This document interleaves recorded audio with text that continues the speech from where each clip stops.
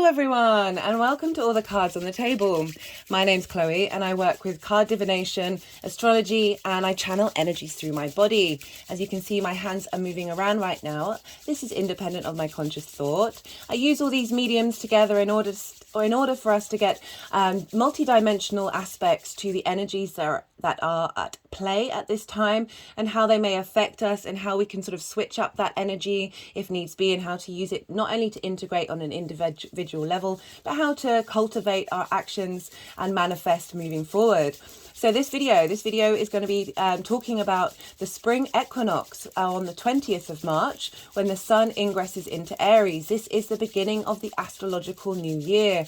Aries is the first sign of the zodiac. It's a fire sign. It's cardinal energy. It likes to start things. It's linked into leadership and momentum. And it's a day yang sign. So this is very much about action and moving forward.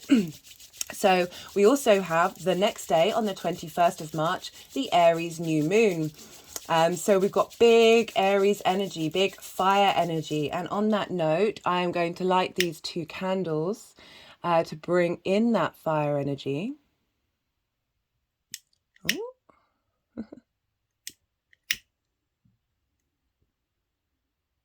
There we go. Third time's a charm.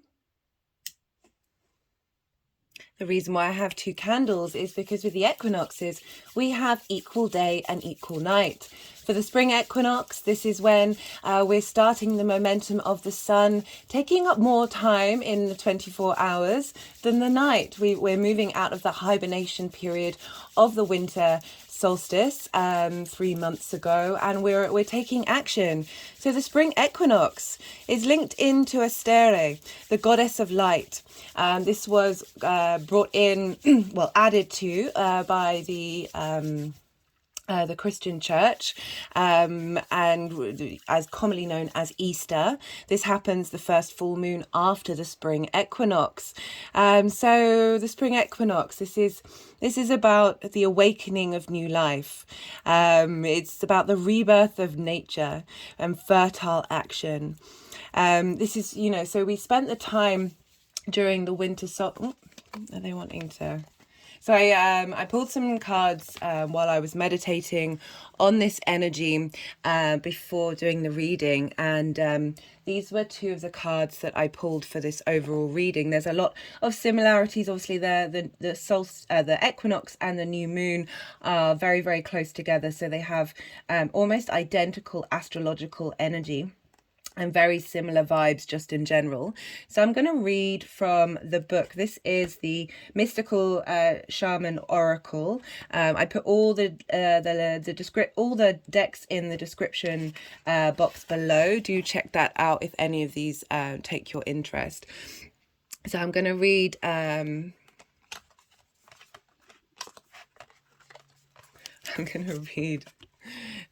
Hunter first. Do bear with me.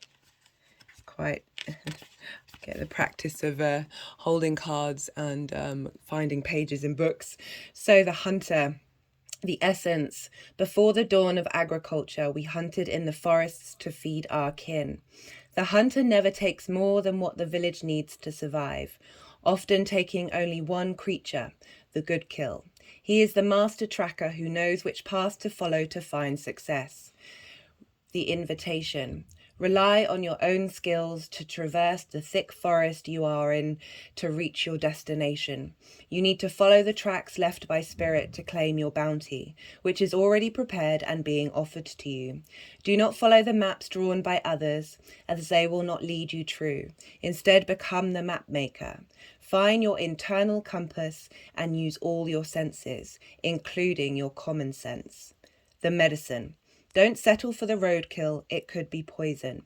Be careful that you do not become the prey of your desires and fantasies. Remember to not want more than you need, so you are not guided by unbridled ambition. It is okay to come home empty-handed. Now, for me, I haven't talked about what Aries means yet, but these cards very much link into, this is such a powerful deck, and the cards that come out for the readings are always so on point. But the Hunter is traversing by yourself, going off and embodying the world, and it's very Aries energy. And the crow, the essence. The crow is the keeper of universal law, the law of truth. Crow teaches us to walk our talk, to find congruence between who we say we are and who we really know ourselves to be. This winged one insists that we speak truth, that we create truth instead of searching for it, and that we bring truth to every situation we find ourselves in. Again, very much Aries energy it can be very not hidden by masks, very abrupt, very much themselves, very much being able to speak truth without so Aries is opposite Libra, of that sort of social harmony aspect of Venus ruling Libra. Aries is ruled by Mars, very to the point, very direct, very much themselves, of trying to live their own truths. The invitation: when you speak the truth and practice truth, eventually everything you say becomes true. Your power to co-create with the truth is the universal law. Correct what is untrue in your life without judgment. Let the truth set you free. The medicine: be true to your word. Crow arrives just as we have convinced ourselves that what we are doing is right and justified. And while this may be the case in the realm of relative truth, in the higher realm of absolute truth it is not. Look deeply into your heart and remain alert, lest you convince yourself of something that isn't deeply true for you, or perhaps is not the highest truth. Do not seduce yourself with illusions. Such powerful messages coming through here about being able to walk your own path in your own truth, but being real and compassionate with yourself, questioning these things, but taking action in your movements, and speaking, being as true to yourself in those actions, in those deeds, how you operate. And so we've got with the spring equinox. We've got this, so we would have planted, I just wanted to say I'm using a new deck now because we're starting a new cycle with the cardinal energies, with the spring equinox. So the equinoxes and the solstices, that's how the tropical zodiac is formed, so they're always at the same point. So we're all, when we interact with this type of astrology, we're all collectively following the seasons. And so very much embodied in the earth as well as the stars. So I have a new deck for each of the cycles. So where was I? So I was talking about how this equinox is so important for various reasons, but we had the winter solstice where we were sort of planting and cultivating seeds. We were still letting things digest, being in a state of hibernation, and as I said, like really working with and figuring out what it is, how we truly want to move forward with this cycle. I look at the winter solstice as a new moon.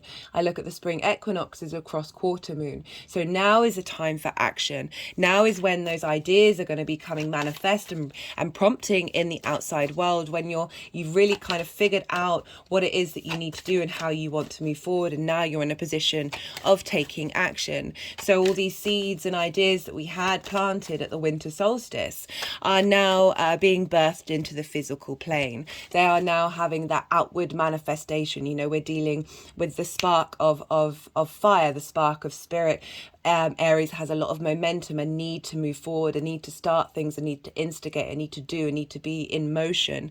And now we're putting those ideas and thoughts out into the world, and the universe is going to, the energies that are at play at the moment are really helping support that, but in unique and unusual ways, which I'll get into later. So at this time of the spring equinox, in the days leading up to it and the days leading afterwards, this is big, potent energy around all the equinoxes and the solstices, and the energy we're tapping into the energy of the earth, and this is cardinal energy. So that's Aries, Cancer, Libra and Capricorn. It's about pivoting, it's about a changing in the wheel, and really like the energy that's in the earth right now is so potent. This is such a great time to start taking actions and start doing things, but bear in mind the energy of the crow, of really being true to yourself, being real, and trying to be as true to others, as true to your word, and as true to your core self underneath all the layers of trauma and issues around that. So with the spring equinox, we had at Imbolc, the fire festival, which is midway between the winter solstice and the spring equinox. That's about letting go of what wasn't what you were cultivating wasn't working, and thinking more and planning more and taking action. That saw the initiation of the rise of all this earth energy, the rise of the dragon energy. There's a lot of ley lines that are called dragon lines. These are the biggest, most potent energetic lines that are embedded in the earth, that are on our planet, and these lines very much linked into the Kundalini energy. These lines are seriously activated now. This is a big time for fertility. There's really potent energy. Traditionally, in a lot of northern hemisphere celebrations, there would be lots of totems linked into the dragon, and this was all about harnessing that dragon energy. And they would stake like copper into the earth around these energies in order to sort of give the earth its own acupuncture session, and really like have that energy filtrate in the land, and for us to be able to cultivate it, not only agriculturally but spiritually, mentally and emotionally. As I said, this is equal day and equal night, so we're here to find balance. That's why I have two candles. We're here to intermingle the divine feminine and the divine masculine, as well as the neutral and the fluid state. This is a beautiful time to cultivate balance in your spirituality, balance in your emotional state, balance in your minds, in order to be able to do those actions that not only support your truth but help your community. The hunter, I'll talk more about that when I talk more about Aries. I just want to run through the spring equinox a bit more. So speaking of finding those balances, like the Greek god Pan and the Celtic god Herne were horned creatures. And they represented this balance of existing in this mortal plane with both spirituality and sensuality. So I said, this very fertile time. We're tapping in to the essence of life, and that is creation energy. Got the Page of Cups there. This is all about it's tapping into imagination, dreams, creation energy, heralding in new ways of emotionally connecting to our surroundings, and really leaning. The Page of Cups is very joyful, very youthful energy of really being able to harness the pleasure of engaging with creativity and our pure creation energy. And so these two figures, these gods, as well as the Green Woman, are really allowing us to enjoy our 3D senses, our touch, our sensuality, and not feel shame around it. It is part of who we are. It's not, our spiritual practice shouldn't deny these parts of who we are. And this is really asking us to bring those elements into balance. This is a time of where you put your attention. You will see growth. So we've got the High Priestess, and it's very much about drawing things in and cultivating intuition and magic at this time, and being able to be. I like how she's gone over the Hunter, which is arguably a more masculine energy. When I say masculine and feminine, I am talking about the energies, and we have all of these within us. That the Hunter needs to be still, needs to be receptive, and be aware and considerate of its surroundings. I really feel that these energies are asking us not only to take action, but also to hold space for, again, that balance of the day and the night here. of that receptivity, that cultivation, that collecting information, being in receipt of it before taking action. And that Hunter card, it was talking about being mindful of your environment, only taking what you need to take, and taking your time, being still, rather than fools rush in, which can be Aries energy. Can't lie. So where we put our attention right now, because of this huge fertile energy, is where the growth is going to manifest moving forward. This is such a poignant time for us all, not only because we've got the spring equinox and this Aries new moon. This month of March, 5 planets will be moving signs. We've had Saturn move into Pisces. I've done a full series of that. Do go check that out. That's for the that's going to be for a long transit, but the videos I've done was the collective one was for 2023, and the individual all 12. There's a 3-part all 12 signs series that's linked into Jupiter's journey in Aries, because Pisces is traditionally ruled by Jupiter.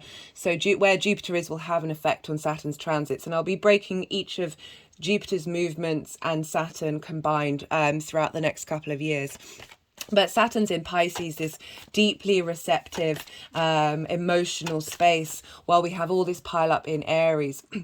I really recommend, if you haven't got time, go check out part 1 of the all 12 signs, where I break down the energies of Jupiter in Aries and Saturn in Pisces. We've got a lot of water right now, and a lot of fire, and really being able to cultivate our emotional connection to our passions in a space of balance. Venus has just moved into Taurus, so she's now in her own sign. I'll be doing a separate video on that. Mercury's going to be moving, is it today? No, I don't think it's today. Into Aries. Pluto, 2 days after the new moon, is going to be moving into Aquarius. That's a big one. So we've had 2 major shifts, and then Mars on the 27th is going to be moving into Cancer after being in Gemini for 8 months. So this is a huge time for change. This is a huge time for being very mindful of the energies right now, seeing what comes up, and being in a flow state of seeing how you can bring all these things into balance to help kickstart momentum moving forward. This is a time to start. This is a time to act. And be playful with it. Be playful with it. I love that the Page of Cups was the first card to come up. It's the most fun card in the deck on an individual basis. I love the Page of Cups. So we're here to celebrate the Earth's fertility, and that's our fertility as well. We are all interconnected. You know, we can see it. The days are warmer finally here. It's not freezing. Having a lot more windows open, letting that fresh air, let that movement. And there's also a lot of rain during this time. So we're dealing with that nourishment, that cultivation of the earth while everything's still growing. So seeds that you would have planted recently are now popping up. They're no longer germinating. They are taking action. They are budding into life. Everything around us is exploding with life. And speaking of Mother Nature, so there are 3 herbs, some people might call them weeds, that are going to be coming around right now that are truly tonic, beautiful tonics for us. How do I put this? Let me just say what they are. So we've got nettle, which is so potent. It's rich in iron. It helps cleanse the blood. Aries is ruled by Mars, and Mars is linked into blood. Mars's element is Mars's metal is iron. We have iron in our blood. It's about that pumping of life, that thing that gets us moving, that momentum. And nettle's coming along. And what I love about all these is they're free. Remember to wash them, and just make a tea. Maybe Google has a lot of recipes of what to do with these things, but just steep them in hot water and have regular tea. Nettle's also great to use as a tonic on the hair. So nettle breaks up stagnant emotional states and fires us up to be our own warrior. So it really helps clear and flush out. We've been in this hibernation stage. We haven't been moving as much as we normally would be. Now is a time for momentum and movement, and nettle's coming along to really help give you that vitality. Cleavers. They will be starting to grow soon, and they promote the movement of fluids in the body, such as water and lymph fluid. And these are really important things to flush out and clear out, to help us feel fresh and help us feel renewed. Again, really helping unblock things, the stagnant energy that we've had. I'm not shaming stagnant energy. I've very much been in hibernation mode. I like to work with the seasons of cultivating that withdrawal and seeing what comes up, and really enjoying that space. But I've certainly noticed I'm certainly wanting to be more active and go out and do things a lot more. And cleavers are cooling for the body, and so we have all this Mars energy. We have a lot of stuff in Aries, so this can make us feel a bit hot-headed, and the cleavers are coming along to help bring us balance, help bring us calm, to be able to not be rash in our decision makings.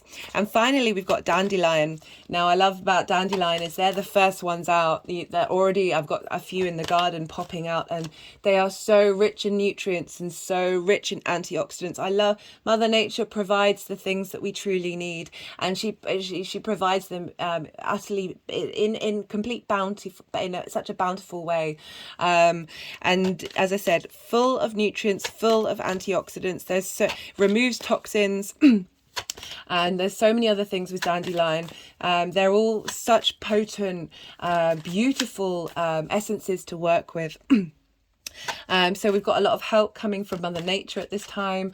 With the Spring Equinox, maybe do some work with fire, get out in nature, breathe in the air, and just try and work on being balanced within yourself and really cultivating that sense of not only the action, that fertility, but that strength, that groundedness of that harmony between our action mode and our receptive mode, and how important both of those are. Prioritizing one over the other is going to do you a disservice.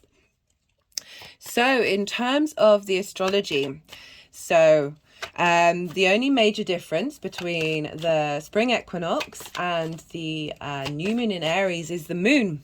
And the moon will be in her balsamic phase in Pisces. So on the 19th of March, we will have the first time the moon is going to conjunct Saturn in Pisces. This is going to be an important time to sort of be mindful of your emotional needs and check in, because the moon and Saturn are meeting for the first time. They're going to be having a conversation, and it's going to be really interesting to see what they have to say to one another. And then the moon is going to be making her first journey around the zodiac before interacting with Saturn again. But the balsamic phase is all about tapping into your inner wisdom, and transmuting that which hasn't stood the test of that hibernation period or the cycle of the moon. So we had, for the winter solstice, we had a very similar thing. The moon was in her balsamic phase for the winter solstice. And what I love about this is we've been starting new cycles of the seasons with this wisdom, rather than it all being fresh and new and a new beginning. We're taking that wisdom with us into this new start. We're bringing in and that's that balance of appreciating the old and understanding you need to be present, as well as heart open to the future. And being in Pisces, really allowing us to tap into that collective, imaginative, compassionate space, and not be dogmatic. With that deep wisdom of the balsamic moon, there's this acknowledgement. So with the maiden mother crone, the triple moon goddess, the crone represents the older feminine energy who has been around the block. She knows what she's talking about. She has a lot of wisdom under her belt, having seen all the cycles.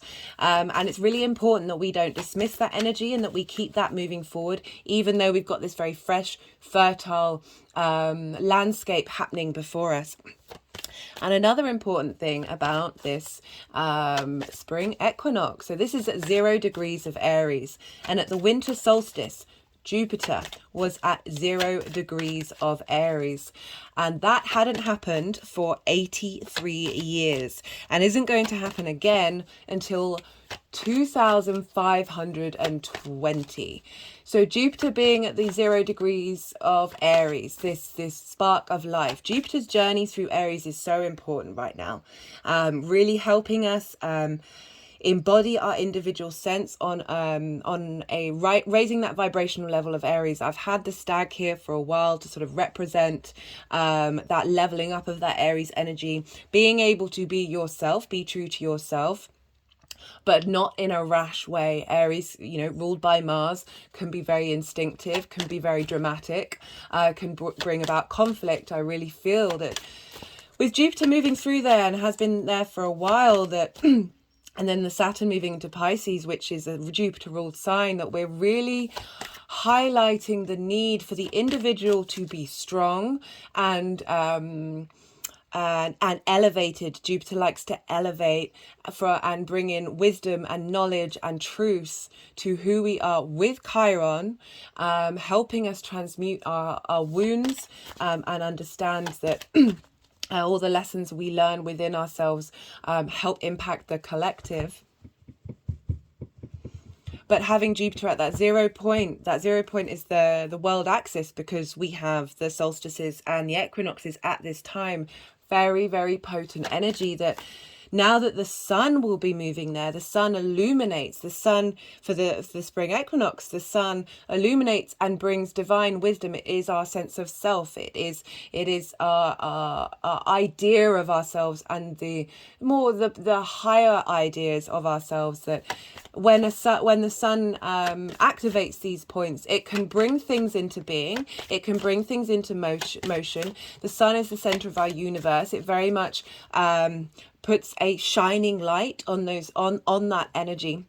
And so really quite amazing that we're having this very similar conjunction. We're reactivating that Jupiter point, and Jupiter is still in Aries. I'll talk more about that in a moment. But the sun really, as I said, illuminating from a very centric space. The sun provides us light, provides us life. Without life, we cannot grow. Jupiter is also about expansion. So we've got this combination of these two very illuminating, expanding, growth-based planets. I mean, they all are in their own way, but these are very prominent, direct energies that are combining during this spring equinox. Such a potent time. Really love this energy coming through. Interesting that we're just there. No other cards have come out apart from the Page of Cups and the High Priestess. Interesting that it's going over the Crow again, being true to your creative origins.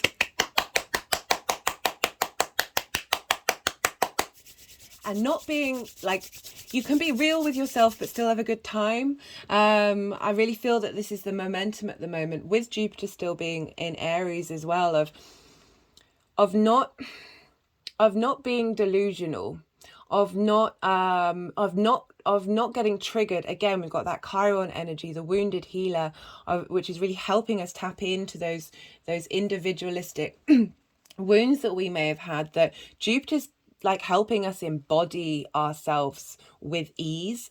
And so being able to look at the truth of ourselves in creative ways, and imaginative ways and fun ways. And the more that we do that, the more that we're able to operate from a space that has more compassion and more understanding. My hands have just gone over my heart chakra as I've said that.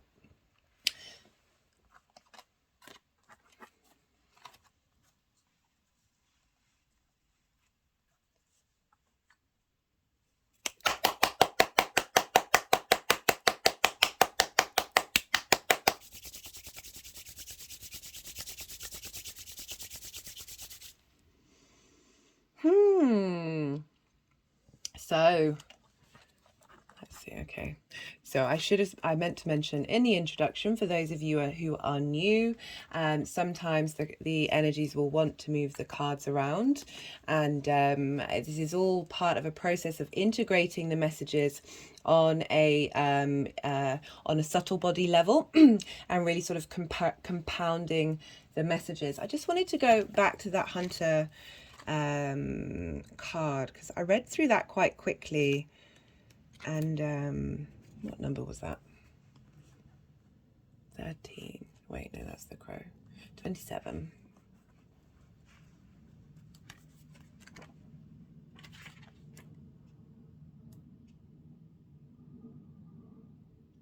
Yeah, no, sorry, apologies. I meant to go back to that after I talked about Aries a bit more. So that's the spring equinox. That's the day before. And then the day after, on the 21st of March at 0 degrees 49 minutes. So the spring equinox is when it's at 0 degrees and 0 minutes. So now we're only sort of 49 minutes. We're not even hitting 1 degree yet. So it's still that incredibly potent energy of the 0 degrees of the cardinal signs. And so the moon and the sun will be joining together. And so we have our sense of self, our illumination, our drive, joining our conscious thoughts, joining up with our unconscious emotional responses, our instincts, the way in which we need to nurture ourselves. New moons are a great time for planting seeds, for taking action. I've skipped ahead because there's a lot of action going on in this month. So this is a good time to sort of reevaluate, plant seeds, and so we're going to have quite a lot of fast momentum happening during this time, because we've got 2 new moons in Aries happening in this month. We've got the first new moon at 0 degrees 49 minutes, and then we have the second new moon that's happening at 29 degrees. So we're at 0 degrees and 29. We've got the beginning and the end of Aries, 2 new moons in Aries. And the second one will be a hybrid eclipse, because the nodes will still be in Taurus, but by degree, they are still conjunct. So we've got the Justice card and the King of Wands that just came out. While I was talking about the fact that we've got 2 new moons in Aries happening, and the way I look at this is a leveling up. So we're going to 0 to 100, essentially. So that's why I was saying action, even though we're planting new seeds, because we're going to be planting new seeds and then clearing that out. I link it into the phoenix coming out of the fire, being burnt up, and that the energy of all that, of what has been burnt, creates the next cycle in a very quick way. And so we're going to be moving from one space to another very quickly in the Aries area of our life. And I like how when linking into the cards, we've got Justice, which is about bringing things into balance, making decisions based on compassion and equity. So really being able, again, we're linking into that truth card with the crow. We're linking into the crow with the truth card of very quickly being able to get to this space, because we've also got the King of Wands, which is sort of that very strong fire energy of that sovereignty, that autonomy, of being having maturity and authority in who we are in that fire area of our lives. That creative area of our lives, but that's showing that change of even though we've got new beginnings here, of the in between this new moon and the next one, we're going to be going through such a big shift and leveling up, along with Juipter being there. I'll talk more about the new moons in a bit, and I'll go back to talking about Aries, which is ruled by Mars. And Mars is linked into the square aspect. Now, squares can bring in conflict, can bring in drama, can bring in frustration, but they are also, they linked into the, so that's, I'll talk about different energetic levels, because there are multi-dimensions to every energy, to every situation. That yes, those things may come up, but when they do, the Tower card, Mars card, that's hilarious. When these things come up, interesting it's gone in reverse, because that can be, I feel, so when with the Tower card, it's about breaking down structures that didn't serve you, clearing the way, and Mars is very much, that's its role. That sometimes it can feel very uncomfortable, but it's usually because we haven't addressed these things. And when we start addressing, this is why my channel's all about personal integration, because the more we're real with ourselves, the more we're compassionate with ourselves, the more we do the inner work, the more we can flip up the energy. So, and be more resilient to whatever potential chaos or drama may come along. You have more resilience and strength within you, so you're not phased by it in the same way. So you can come about it in different ways. The events might still happen, or you're able to transmute that energy in order to get it more in line with your soul's purpose. So the Tower card in reverse, I feel like, I was just talking about the fact we've got two, let me hold this card up. We've got two new moons happening, and we're dealing with Aries, the first sign, the spark of life. I am, the momentum. What is it that moves you? What it is that motivates you? What keeps you in motion? That this Tower card, this Mars card, traditionally in the tarot deck, is breaking down your internal structures. Like, we're having a really quick clear out in order to get us to the King of Wands, which is asking us to, so I've got this hair here, and this is very much linked into fertility, the sense of abundance, that what's happening here is propelling us forward in a very fast way, and for the long-term good, but it's all happening in quite a short space. So Aries, ruled by Mars, where was I? This is the first fire sign. As I said, this is cardinal. Cardinal likes to start things. It wants to instigate things. It can be linked into leadership, also can be bossy. And this is a yang day sign. This is about taking action, momentum, moving forward. And so Aries, ruled by the god of war. There's a sense of competition with Aries, but it's more, I want to channel, rather than competing with others, competing with yourself. You are the thing that is the most consistent thing in your life, and even you are constantly in motion and constantly changing. That thinking about the outside world and what other people are doing is a waste of your time. It's a waste of your energy.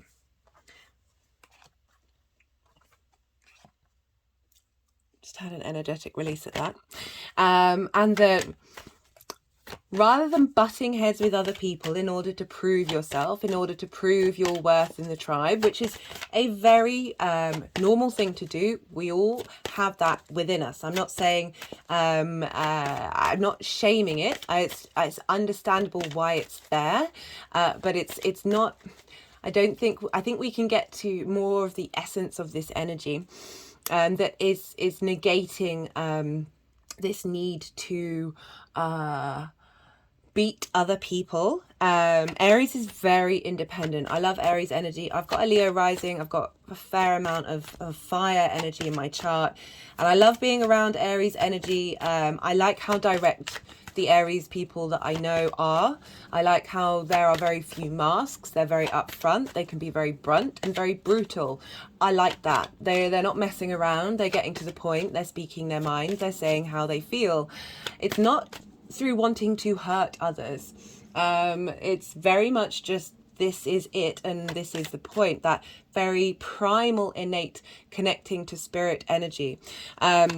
As I said, very direct, very fiery, can run headlong into adventure.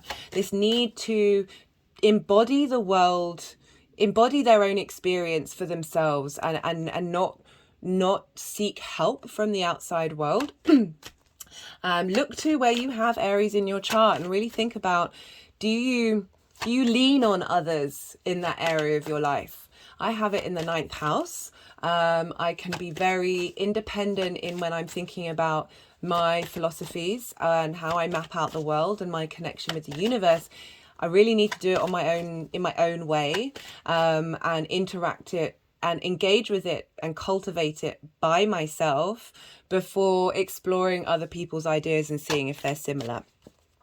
So as I said, the need to experience life for yourself, like this is self-discovery is very much Aries energy. In that part 1 of the all 12 signs video for Saturn in Pisces with the Juipter aspect, it's very much linked into the hero's journey, which is the fool's journey in the tarot, where you go out, you leave your comfortable space, you leave your home and you go out into the world and you explore and discover and you have adventures. And it's usually to go out to discover something, usually yourself, or bring something back to your home, to your village, that you can then share. And this is so crucial with that Chiron journey, with Saturn in Pisces, of the individual journey is tantamount and paramount to the collective evolution. And by truly embodying yourself, and this is not from a negative, selfish way, this is from being authentic, trying to get to be authentically you and be authentically you on your journey without worrying about other people's opinions. That's what I love about Aries energy. They don't really care. They're not bothered. I mean, this is a generalization. Obviously, everyone's chart is specific and it will manifest in different ways depending on the multi-layeredness of your natal chart. But in general, Aries energy, yeah, not bothered. And it's such an interesting energy to channel because we can get so caught up in feeling judged, judging ourselves, being worrying that what we're doing won't be approved by the collective. And Aries is all about wanting to go out and experience, again, as I said, the hero's journey, the fool's journey, which I love. The version of the fool, if you look at the fool through, saying fool 5 million times, with that Aries energy, the fool is there's an element of naivety to the fool, where they are open to the adventure of the world and open to whatever may happen for the sake of what's happening, rather than being contained by worry or perhaps pragmatism and rationality. So there's that innocence to the fool that we can bring in with our Aries journey, where as sort of like looking at it, as I was talking about with the Page of Cups, like looking at this through with more joy and more childlike wonder. So yeah, it's very much an instinctive individual experience of learning about life. Like it's you need to do you in order to work out what your own internal space is, work out what your moral space is, your spiritual space, your intellectual space, even your emotional space. You kind of need to do that by yourself and engage with the world on your terms. And this isn't about negating other people and closing yourself off from other people and not being kind and not all those negative things. I mean, there can be a bit with Aries, especially with Aries moon, so there might be some that's more the full moon though, of when, so because it's cardinal energy and it's this fire and this spark, there's the capacity of things burning really bright, getting really loud, and then being snuffed out and then getting over it. I've certainly noticed with Jupiter and Venus moving through Aries, from my own experience and the people that I've engaged with, that there's been conflict, as in there's been like heated discussion. Like it's not really conflict, it's just speaking your mind, being really upfront, being probably quite passionate and dramatic in the way that you're talking, and then things working themselves out because everybody's in that space, everybody's been doing that, and then moving on very quickly. I like with Aries energy, it really can just, it's very much in the present. It's not focused on past emotions, but it needs to be in the moment. It likes to be in motion. And as I said, very, very present. Fire energy is very instinctive. Your magic is in your instincts, fire energy, and your drive to do, to enact, to be in motion, the things that you are compelled to do, is very much linked into the magic that fire can have. But as I said, also because of that cardinal energy, there's a sense of there can be a sense of bossiness, because again, that's unintegrated Aries, of leaning too far, of even though you're very sure of who you are, of dismissing other people's ideas, can be too hasty, too rash. It's bringing in that conflict energy from Mars, of that friction that is bringing things into the 3D, but is also severing. Mars can sever. Aries cannot play safe. Aries can just, as I said, run headlong into that adventure, and not necessarily check where they're going or what they're doing or why. And there's great momentum with that. There really is. That's not shaming. There's a huge positivity in that, of not being controlled. So very much that present moment. And when we're in that present moment, when we are open, we are then open to the possibilities of the universe and what opportunities may come about. If we plan too much, if we overthink, we're limiting the energies that are coming in, and how the universe can surprise you. Life is often stranger than fiction.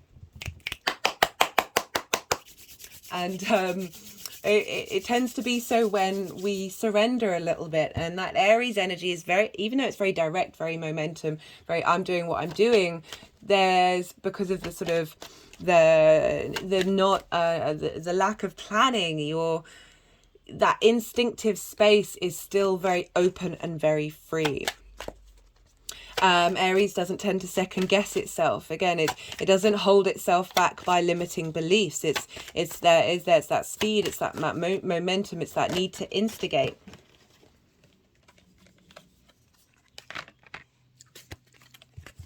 So I just pulled the Hermit card, but it's gone off camera towards this. So I free draw. One of the ways that I channel is just let the energies draw what they want to draw. I'm pretty sure I drew this. Oh, I'm so terrible. I forget to write things down. This is either when Mars went into Gemini, or when Mars went direct in Gemini, or when Jupiter went into Aries. Okay, my body just had a reaction at when Jupiter went into Aries. So and just, as I said, just pulled the Hermit card. I could also be wrong on that, who knows. I'm not perfect.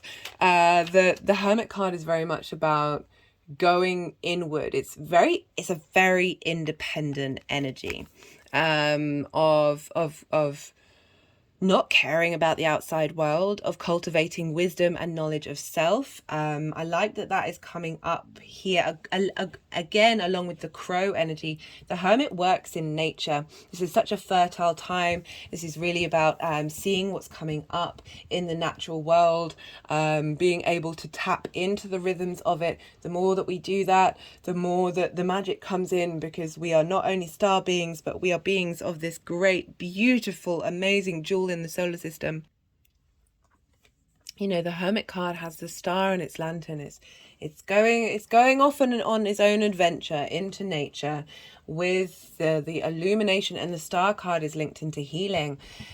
Again, we've got Chiron there, the wounded healer, but also Chiron was a teacher. Chiron taught Achilles all the possible things that Achilles needed to know in order to be this mythic individual. Achilles, Chiron had great knowledge in all different areas of existence, healing, spirituality, all of the things that you need in order to be a sort of, and also Chiron, very similar energy to well, half horse, half man. Again, Pan wasn't half horse exactly, but had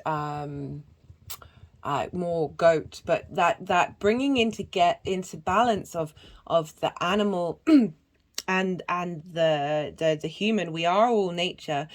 Trying to separate ourselves from those things is counterproductive. We're here to bring in balance. Like some of I have this this owl in a crystal form, and it really wanted to come out to play, as did this tiger that I got from a shop because it was broken, and I wanted it to have a home, but they wanted to come out because we are, and we've got the hare and the stag as well, we are really dealing with we are the animal kingdom, and the animal we are connecting to that fertile space. But we've got a lot of energy of not only action, but being in that receptive state. We've got the yin and the yang, which is very prominent right now. I mean, it always should be. But I like that we've also got a lot of wisdom coming through, a lot of sense of autonomy.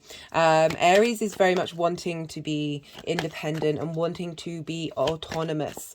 And that is something that is being infringed upon to a great deal by the collective 3D powers. And that's why I find these transits at the moment to be so facilitating to our ability. They're really asking us to think for ourselves, to be independent, to question things. We've had Mars in Gemini for 8 months. Question things. Don't take things on blind faith. Figure out how you collect information, how you are motivated by interacting with people and not dismissing people, and being really open to the duality here. But as I said, our autonomy is certainly being stamped on in lots of different ways. Chiron is linked into the healing modalities. I won't talk anymore, but I should imagine it might be quite obvious what I'm referencing, where some of us, our abilities to make autonomous choices were taken away from us. A lot is coming out about that, but but we are now moving into a space where, and I'll talk about this a lot with Pluto in Aquarius, about non-mainstream healing modalities that are going to become more accessible. So I really don't want to put fear into anybody. There's enough fear out in the world. I don't like talking about things if I don't have at least some idea of, not a solution, but of ways of facilitating and helping, rather than just causing fear. That's not the game that I want to play. So we've got, we've got the 5 of Pentacles and the 9 of Wands. Feeling left out, not supported by society, and feeling battle worn. But what I like about the 9 of Wands is you're still standing. You're committing to your space, who you are, your passions, your needs, your drives, and you've been knocked around, but you're still standing. Okay, where was I?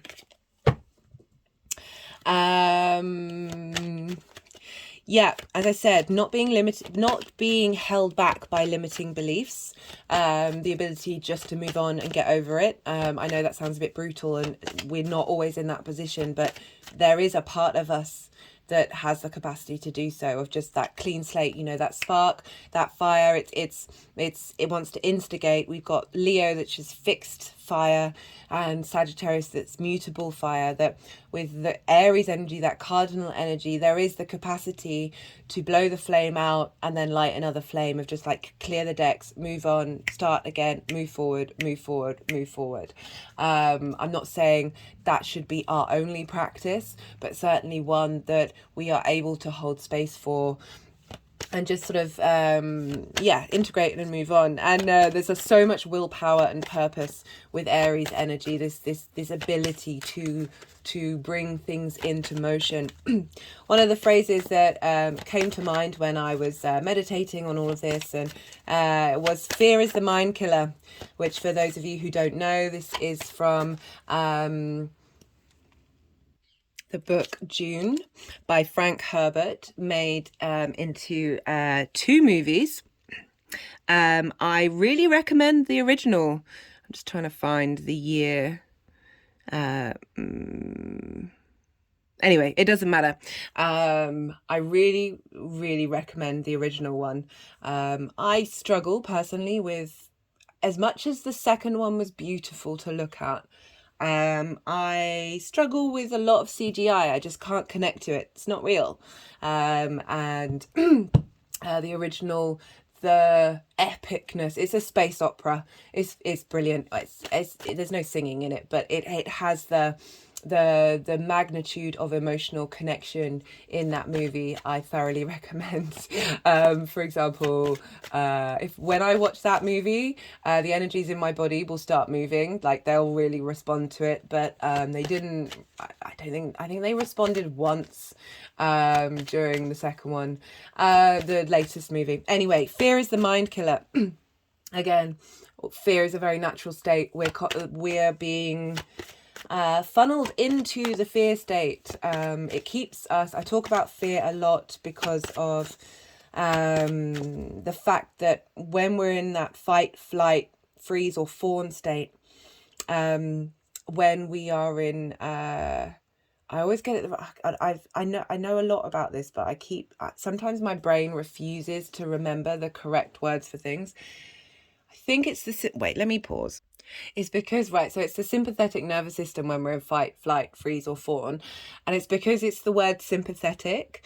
So my brain's like, well, surely that's the time when we're in rest and digest, because we're being sympathetic to ourselves. We're allowing ourselves to be calm and cared for. But no, so fear, when we produce adrenaline and cortisol and get into that fear space, which has its place, but we should only really be in it less than 1%, but we're in it most of the time. When our body gets flooded with cortisol and adrenaline constantly, we get overloaded, overflooded, and we can't think very well anymore. It's proven that our cognitive responses aren't as good. So the more we are watching the news, that is a continual cycle of fear without very little content of worth, they are helping feed us and keep us in this non-thinking state, helping us being out of a healing state. When we're in parasympathetic nervous state, that's rest and digest. Our body is calm, our body is resting, our body is healing. We are then, why am I talking about? Oh, fear is the mind killer. Exactly that. Fear is the mind killer. I just made that connection. That fear that we can use sometimes, we can change that energy, we can spark it up, we can flip it around. But when we are constantly in that space, literally killing our minds, literally, I know that's an overused term. Actually, it's not used so much anymore. But genuinely, it is killing your mind, because your cognitive ability to think is being killed. And our minds, I talk about this a lot. For those of you who are regulars to my channel, I do apologize. But our minds are addicts, and it's where it likes to, it will produce situations and tell us things that help produce the hormones that it's now become addicted to. It's a lot easier to produce cortisol. It's a lot easier to produce adrenaline than other hormones. So it can get stuck on a loop. So it's very important to be mindful of your mind. Don't give it as much authority when you're in that process of integration, self-understanding and learning. The mind is a beautiful, wonderful tool, but it has its own shadow side, it has its own issues, and that is being propagated by a lot of the institutions that think that they have or try and exert control over our lives, and a lot of them unfortunately are gaining more control. These cycles where we're at right now is really asking us to, Aries energy, the I am, focus on yourself, focus on your internal truth, your internal motivation. Don't question, go do your own research, explore by yourself, go be an adventurer in every single part of your life. Right, so this new moon is happening on a Tuesday. This is Mars's day. So we had New Year's, we had the Winter Solstice, and then New Year's. And then during that time we had Mars retrograde, and then Mars is only just left shadow, which means it's now finally in a new degree in Gemini that wasn't part of the retrograde phase. So it really may have felt that you've been struggling to get your New Year's resolutions, or however you want to, like motivations in general, regardless of New Year's, how you want to get those into action. And the fact that this new moon in Aries, a Mars ruled sign, is happening, I think it's around the world. I don't even think it's different in different time zones. It's happening on a Tuesday, which is Mars Day. Mars is about taking action. Mars is about finding out your motivation, your desires to be in motion, how you want to defend yourself, how you want to promote yourself. And so doing things, starting or ending things on a Mars day really helps give it power and strength. I inadvertently did this when I was clearing out old addictions before my birthday, nearly 7 months ago. And it's been I mean, there was lots of other reasons, but I feel like I definitely got some support and energy from Mars during this time of like, right, we're doing this, we're cutting this, we're severing this, and now we're freeing up. Because when you do cut or transmute, I'm not a big fan of severing, but it's an easier term to sort of say, well, no, I don't want that energy in my life, but how can I flip the energy and cultivate it into something else? So energy is always around. You can't destroy it. It's about changing. And they've been quite responsive today. So it's a great day, this new moon, to take action with the things that you wanted to do in order to clear the decks, to give yourself a new start, a new beginning, and that really get you in touch with your needs and your wants and your desires long term. So Jupiter was retrograde for the Aries full moon on the 9th of October 2022. Do go check out that video. I will have talked about other things in that to do with Aries. And sometimes it's helpful just to go and check back on the previous lunation and remember where you were at and what you were doing and how you were thinking. So that was a full moon. You know, I think I described that as something about triggers.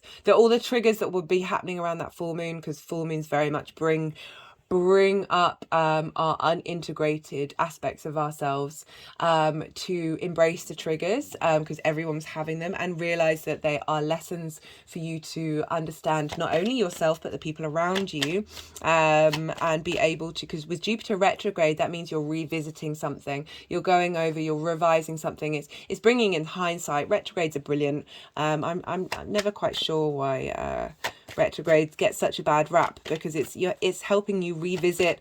You know, it's always good to like reread a book, in order. That's why I repeat things quite a lot in my videos, because the more that information is repeated, and therefore you're not having to pay attention so fully at the newness of the information, you are then able to contemplate at the same time as listening, and have your own thoughts and think your own way.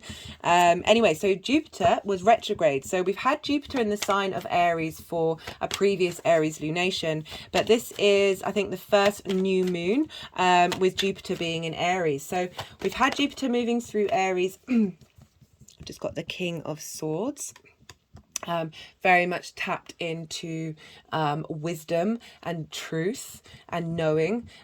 Even though it's swords energy, we've got that Mars in Gemini who's ruling this new moon, which I will talk about in a little bit. But back to Jupiter. So Jupiter's been there for a while and really helping us shine a light on who we are, and why we are, with a sense of ease. There's been an ease with this integration of self. Jupiter likes to provide wisdom, opportunities, expansion, elevation. It's a yes planet. It's one of the greater. It is the greater benefic. It rules the day, and along with Saturn and Jupiter rule the day. Mars and Venus rule the night. Mercury's flits from one thing to another, and so we've got this very potent day energy, this yang energy, with Jupiter, the day planet, in the same sign. They're not exactly conjunct, but Jupiter's really been helping us out during this time, and now we've got this new moon with everything that we've been learning during this time and how we can then level up what we've already been learning and use that wisdom coming in from Jupiter. Jupiter's all about long-term wisdom.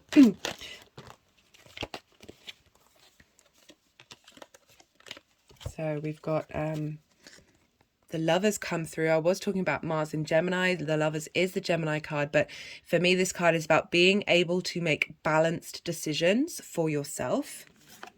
And we've also got the Eight of Pentacles, enjoying, right, so this is about enjoying the work that you're doing, enjoying that journey. Oh, it's gone with the Hermit card. So I was talking about that. Jupiter's really sort of helping us enjoy this journey of exploring the self, and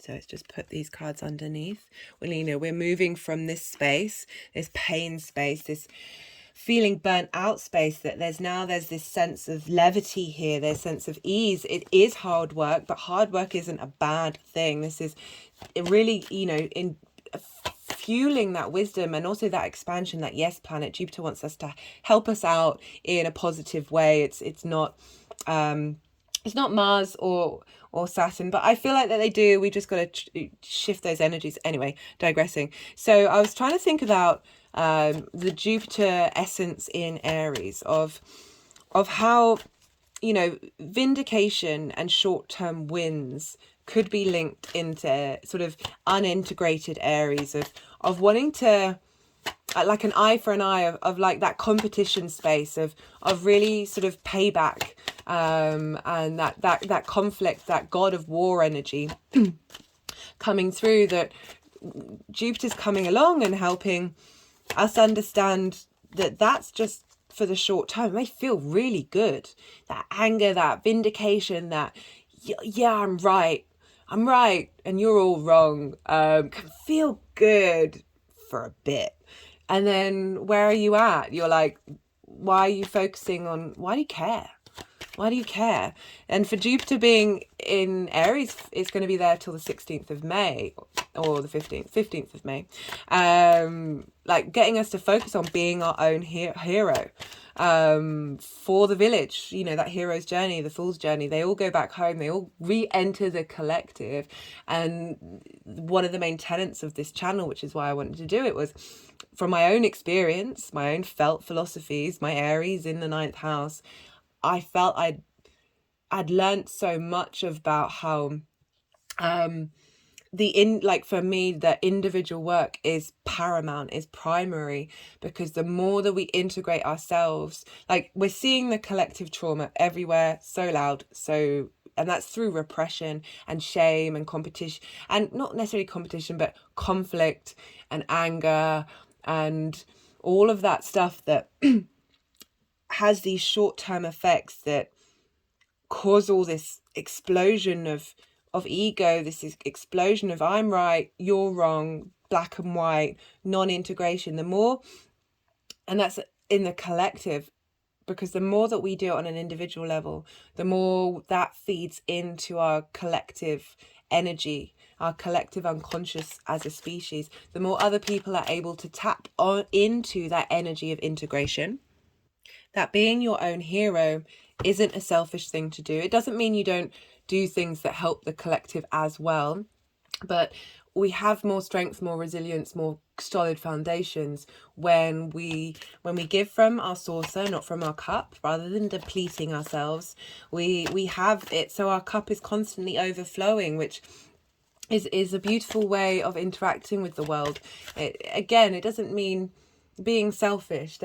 You'll get a sense when you start working with that energy of knowing when to prioritize yourself and when to be there, and not put yourself in as the priority. That when you're comfortable stepping that part of you back. The tarot card for Aries is the Emperor card, and this is about sovereignty, realizing your own inner divinity, your own ability to everything that I've just been talking about, of really thinking for yourself and being strong in who you are and resilient and determined. There's a real sense of the ability to command. It doesn't necessarily mean exerting your power, but doing it from a very doing it from a way that isn't like clawing at that power. One of the other things that came up was just because you have confidence and you have that inner autonomy, it doesn't mean you should try and take that away. It doesn't invalidate anybody else's. It doesn't take away. There isn't that sense of lack, as in what's mine is mine and therefore isn't accessible. I'm talking about the sense of lack of and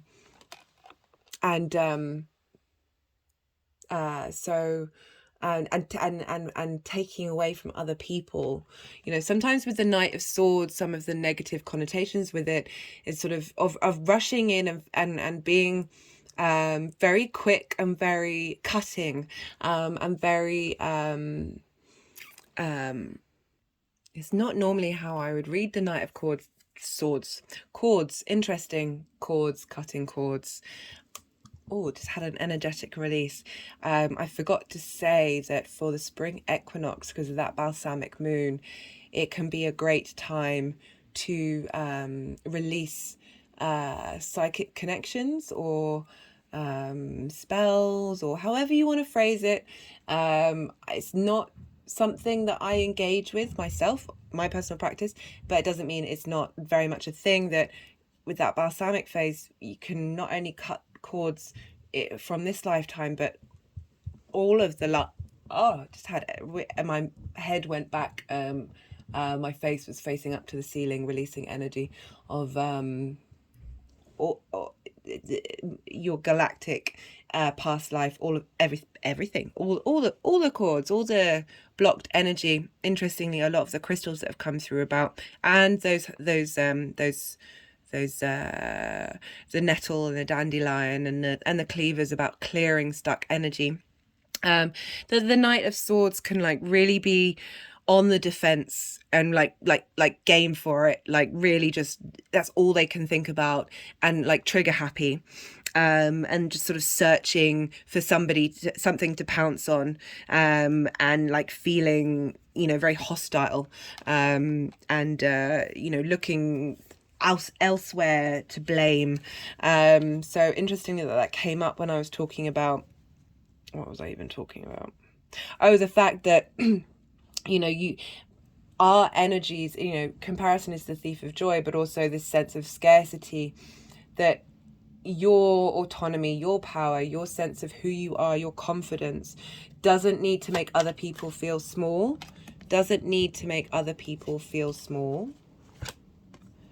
You know, going back to that Hunter card of knowing the right kill to take, not being greedy, not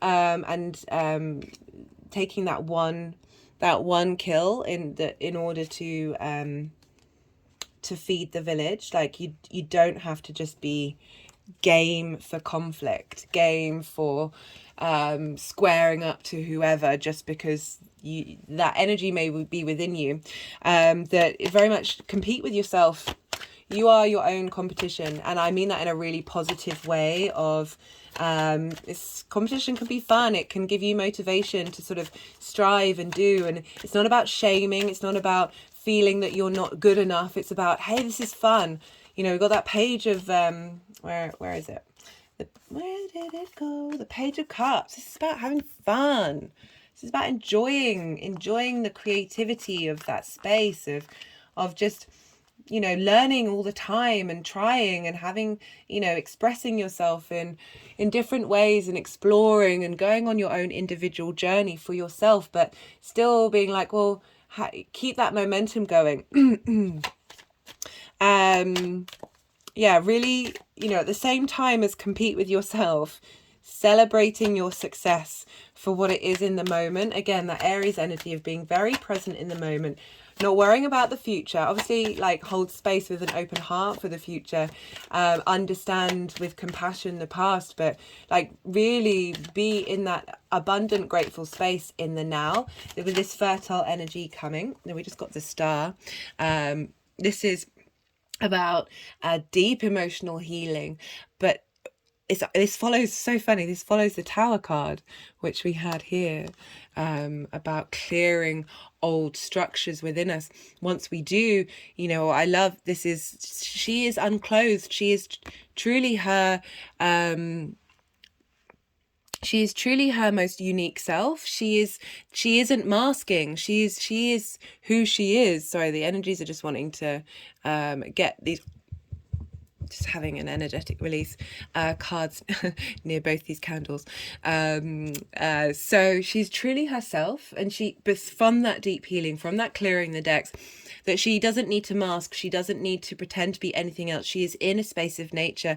She's with the earth as well as the stars, the galactic stars. It's about hopes and dreams and passions, and really being in that space of renewal, deep renewal, and celebrating the pain, celebrating these. I know that sounds really twisted, but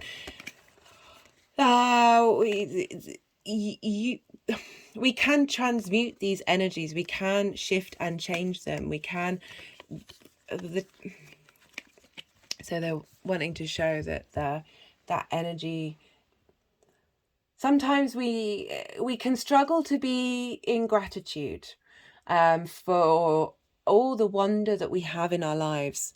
And that's from the simplest of things, particularly the simplest of things that we take for granted. That often the human species needs a bit of a tower moment in order. So I'm not wishing this on anybody. I'm just saying, you know, this does happen. You know, let's be real. Let's be real, guys. That sometimes we need those moments in order to really know who we are. I mean, we've just had Saturn moving through 2 Saturn-based signs since 2018. So for a while, it's been tough out there. Now we've got Saturn in the Jupiter-based signs. There's a real shift in the energy that's about, and the cards have been really reflecting that. So, you know, as well as have that fun competition space with yourself, rather than focusing on the outside world and what other people may have, and then getting defensive. Like, often we're that Knight of Swords energy because we feel vulnerable, we feel weak, we feel less than, we feel, whoa. Okay, so it's just fallen on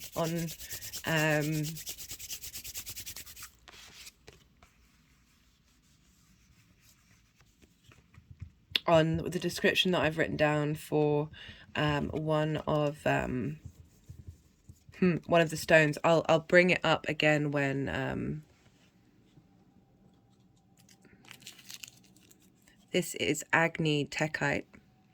This is when a meteorite lands, this forms around the meteorite from sand or pieces. It gets so hot it basically turns to glass. Anyway, what was I saying? So the reason why we're often this is because we feel vulnerable, we feel weak, we feel like we're in competition with everybody else, that we aren't able to we're wanting to lash out. And find fault in others or take away from others because we feel we are in that lack space. I like how the star card's just gone over that.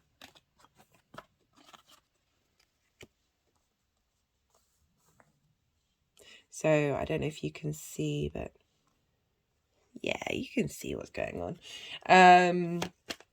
Yeah, figure out what you're passionate about, what moves you. Aries is very much about momentum. Fire energy is very much about momentum of movement.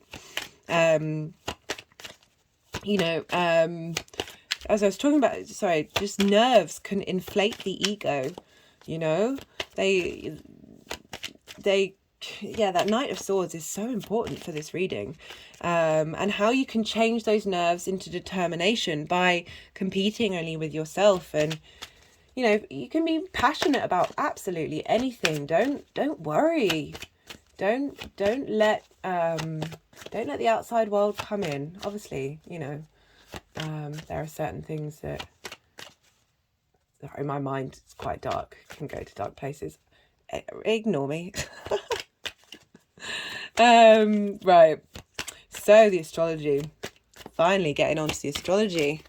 There's just a lot to say. So the fact that there are 2 new moons, so this is really interesting. So this means from the end of the month, when we have the second new moon in Aries, this means we will no longer be having the new moon. So for this month, we've got the new moon in Aries, and then we've got the full moon following the new moon in Libra, the opposite sign of Aries. From the second new moon, we're going to have a new moon in Aries and then a full moon in Scorpio. So I just paused it because I needed to drink some water, and had a little look at the viewpoint and realized these were not facing the right direction. Right, so we're going to have that new moon in Aries, and then we're going to have a full moon in Scorpio. So we're going to have the Scorpio full moon before the Taurus new moon. This means, so, you know, I prefer to look at cycles, the new and the full moon cycles, as you go from the new moon of that sign to the full moon 6 months later of that sign. However, you know, there is that idea of from the new to the full moon in a lunation cycle, you're still going to see change, you're still going to see momentum. It just might not be as concrete. But so if we're following that from the new moon to the full moon, obviously things change and grow, but that there is a connection between the two, that we now have the new and the full moons until the summer next year in what's called an inconjunct. So new moon in Aries will inconjunct the full moon in Scorpio. So we've got this inconjunct energy flowing between our new and our full moons. And an inconjunct is when traditionally the 2 signs don't have anything in common. Right, so we've got Aries, which is a fire sign, a day and a yang sign, and cardinal energy likes to start things. Scorpio, this is a water sign, it's fixed energy, and it's a night yin energy. So not ticking any of the boxes. However, for this one, they're both ruled by Mars, but ignore that for a second. Although I like how we've got a lot of Mars energy coming in. That especially Mars is moving into Cancer by then, so I'll be trining it. So we've got this. So with an inconjunct, the way I describe it is hopping on one leg, patting your head, and moving your hand around in a circle on your belly. This can be really hard to do because your body's doing like very different things and it can't quite compute. You know, it's actually very hard for us to multitask. And inconjunct energy is very much that. 2 very different perspectives, 2 very different modalities, very different way of doing things, very different energies.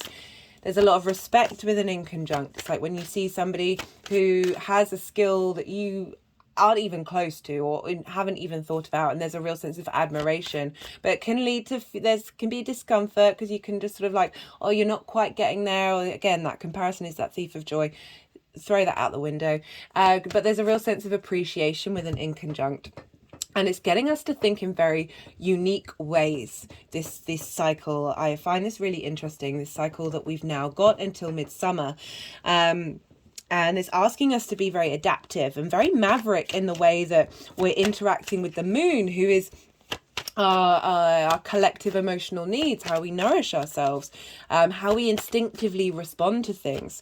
So this is really bringing in flexibility and this yeah, and even more so because Saturn is in Pisces. Saturn is linked into time. Pisces is very much the boundless, with Neptune there, which I say is everything all at once. You know, we've got linear time, cyclical time, and everything all at once, and all of those things are happening at the same. There's this fog, this boundlessness, this sense of we are all the all in the one, that with this weird shake up of the moons during this cycle, it's really like pushing us to have different perspectives. The more we have different perspectives, the more we open up portals to other dimensions and other ways of thinking and the magic, essentially. So this is really, you know, then they say like you should always do something different every day, and you should particularly like break up your habitual habits, like brushing your teeth with the same hand, starting on the same side of the mouth, or whatever those things that you do on a regular basis. Shake them up. The more you do that, the more you're sort of creating new neural networks, new neural pathways in your mind to help bring in, like, the more we connect the mind. This image here, oh, you can't see it, it's not in shot. Let me take this down. This is an image of the neural pathways when someone is on psilocybin, and there's real magic happening with the earth medicines right now, that help us. When we have more perspectives, we have more compassion, we reach into that. It's that integration of that uniqueness, that individualness, but also appreciating that we are all connected. So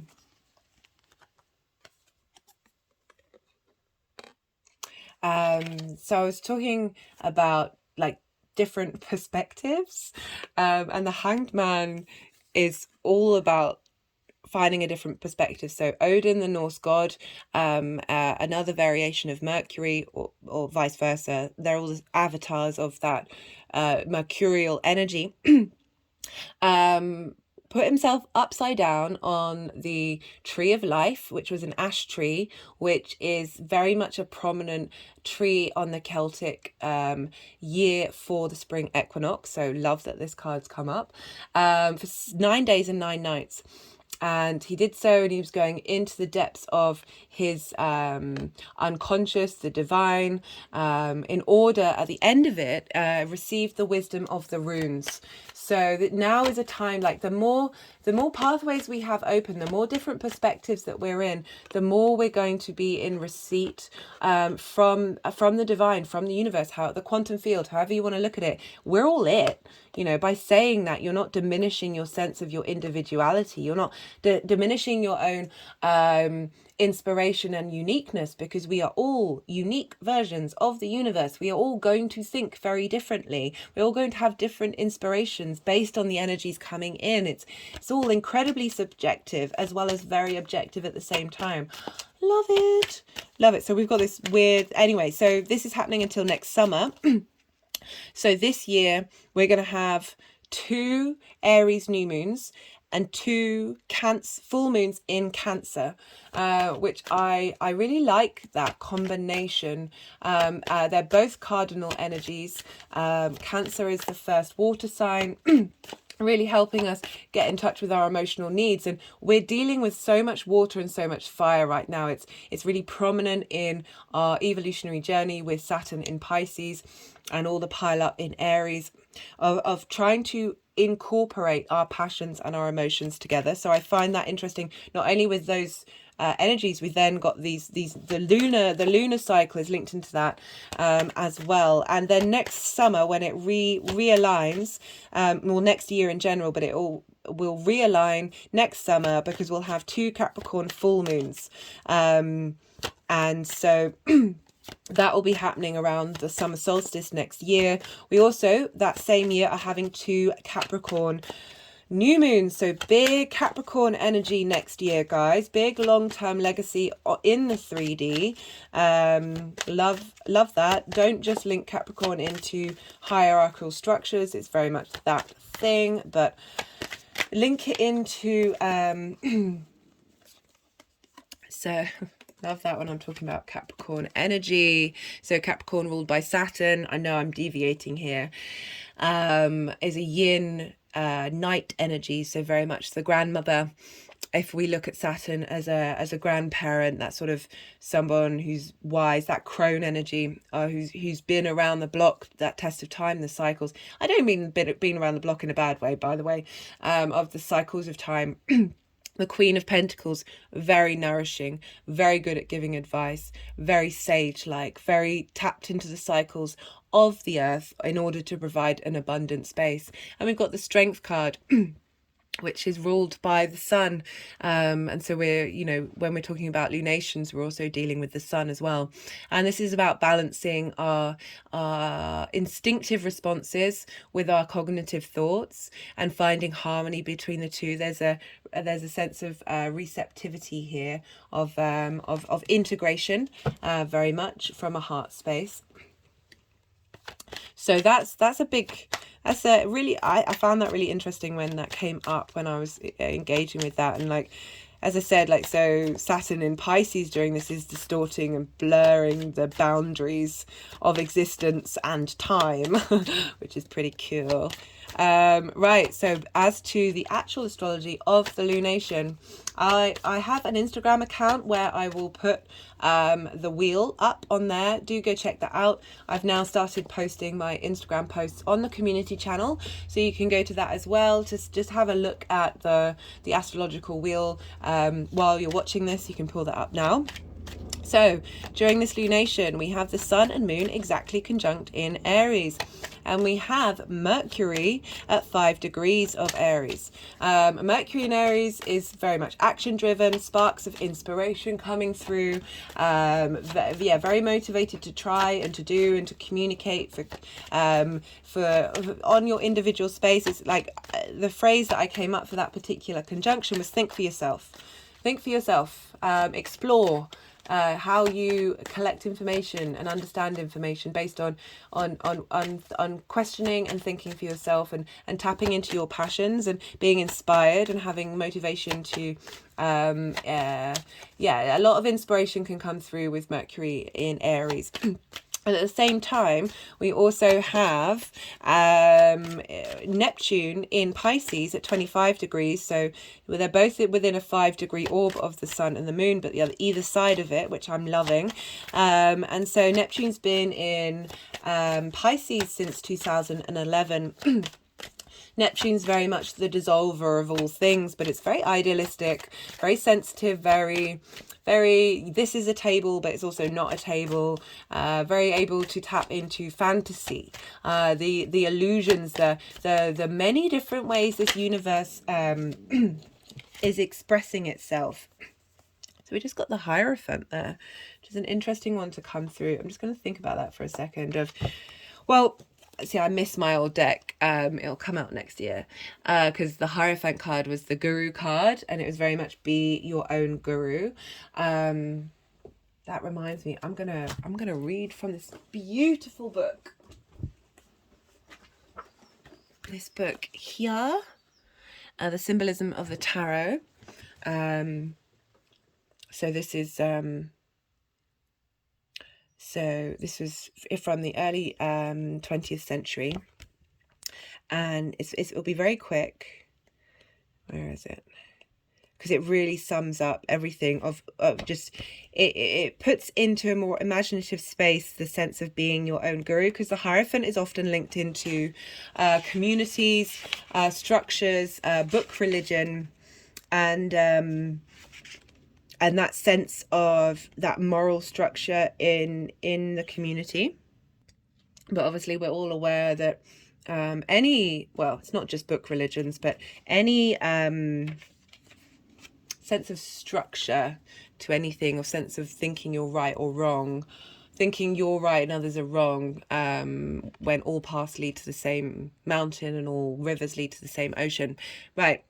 The Hierophant. And this is what I feel like this description is trying to get us, this, again, this individual sense of being your own guru and teaching that, and by embodying that energy is going out into the community. I saw the great master in the temple. He was sitting on a golden throne set upon a purple platform, and he wore the robe of a high priest with a golden tiara. He held a golden 8-pointed cross, and lying at his feet were 2 crossed keys. Two initiates bowed before him, and to them he spoke. Seek the path. Do not seek attainment. Seek for the path within yourself. Do not expect to hear the truth from others. Again, linking into that truth card that we pulled at the beginning. Nor to see it or read it in books. Look for the truth in yourself, not without yourself. Aspire only after the impossible and inaccessible. Expect only that which shall not be. Very Neptune in Pisces. Do not hope for me. Do not look for me. Do not believe that I am outside yourself. Within your soul, build a lofty tower by which you may ascend to heaven. Do not believe in external miracles. Expect miracles only within you. Beware of believing in a mystery of the earth, in a mystery guarded by men, for treasuries which must be guarded are empty. Do not search for a mystery that can be hidden by men. Seek for the mystery within yourself. Above all, avoid those towers built in order to preserve the mysteries and to make an ascent to heaven by stone stairways. And remember that as soon as men build such a tower, they begin to dispute about the summit. The path is in yourself, and truth is in yourself, and mystery is in yourself. If that didn't sum up absolutely everything that has come up during this reading, I don't know what would. I feel like I should just end the reading now, but there's more to say. There's more to say. That's that truth, that mystery, that sense of self. Hugely this conjunction that we have at this new moon with Neptune and Mercury. So as well as this conjunction, and as well as looking to Mars, because Mars does rule Aries, so what's going on with Mars is going to have an impact on this lunation. Mars has been in Gemini, as I said, since August 2022. It's going to be leaving Gemini in a week after this. So the very last degrees, at 28 degrees of Gemini, Mars is out of bounds. So I've only mentioned out of bounds a couple of times. This is when a planet is, so the sun has a trajectory that it follows on a regular basis.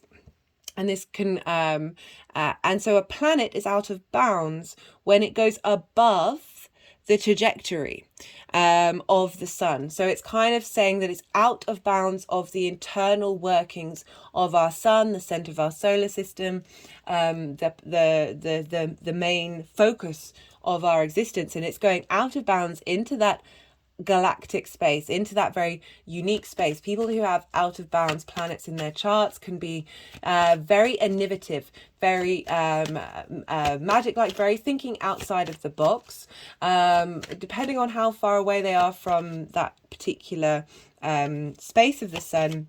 They can be quite reclusive and really like not caring about society. But they can also very much have these very unique ideas and bring them back into society. Again, that hero's journey, that fool's journey. Just pulled the 6 of Cups, and so I was about to talk about Mars in Gemini, but it's an out of signs square. So Gemini and Aries are traditionally a sextile energy. So Gemini is mutable and Aries is cardinal, but they're air and fire sextile each other. However, because we've got 0 degrees with the lunation and Mars at 28 degrees of Gemini, this means so it's the same, so it's 2 degrees away from being an exact square. So when we have square, it's usually when they have the same modality. So it would be cardinal. And if Mars was 2 degrees, if Mars had moved into Cancer, that's another cardinal energy, Aries cardinal, Cancer cardinal. So they're working with the same modality. And so they're kind of on the same page. But with squares, this is often when friction may come about because they're very, very determined in the way that they're thinking, but it's about getting those things to work together. Anyway, instead, with the out of signs square, we've got cardinal energy and mutable energy, and we've got fire and air, and they traditionally work very well together. So we've got energies that are different that work well together in a square. Square is about bringing things into fruition. Mars has been in Gemini, helping us find the motivations to understand how we collect information and what information we want to fight for. Like, I really talked about Mars. Give Mars a job to do. Mars likes to be in motion, and get it, Mars, in line with where you're at. Turn Mars into the spiritual warrior, however you want to phrase it, and give Mars a direction to go in. That with this new moon, all of that energy that Mars has learned about how we collate information and how we bring that together and how we share it, and how it can make up who we are, funneling in this square energy of bringing things into being, of everything Mars has learned is now funneling into that new moon, of being like an instant download of, right, what seeds do I want to make based off of Mars's journey.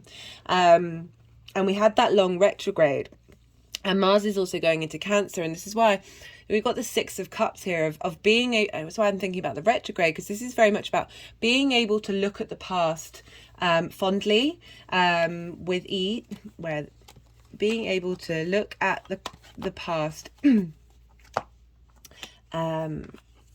with ease. Where are those cards gone? They're completely gone. Being able to look at the past with ease. It's not necessarily fondly. It's just being able to.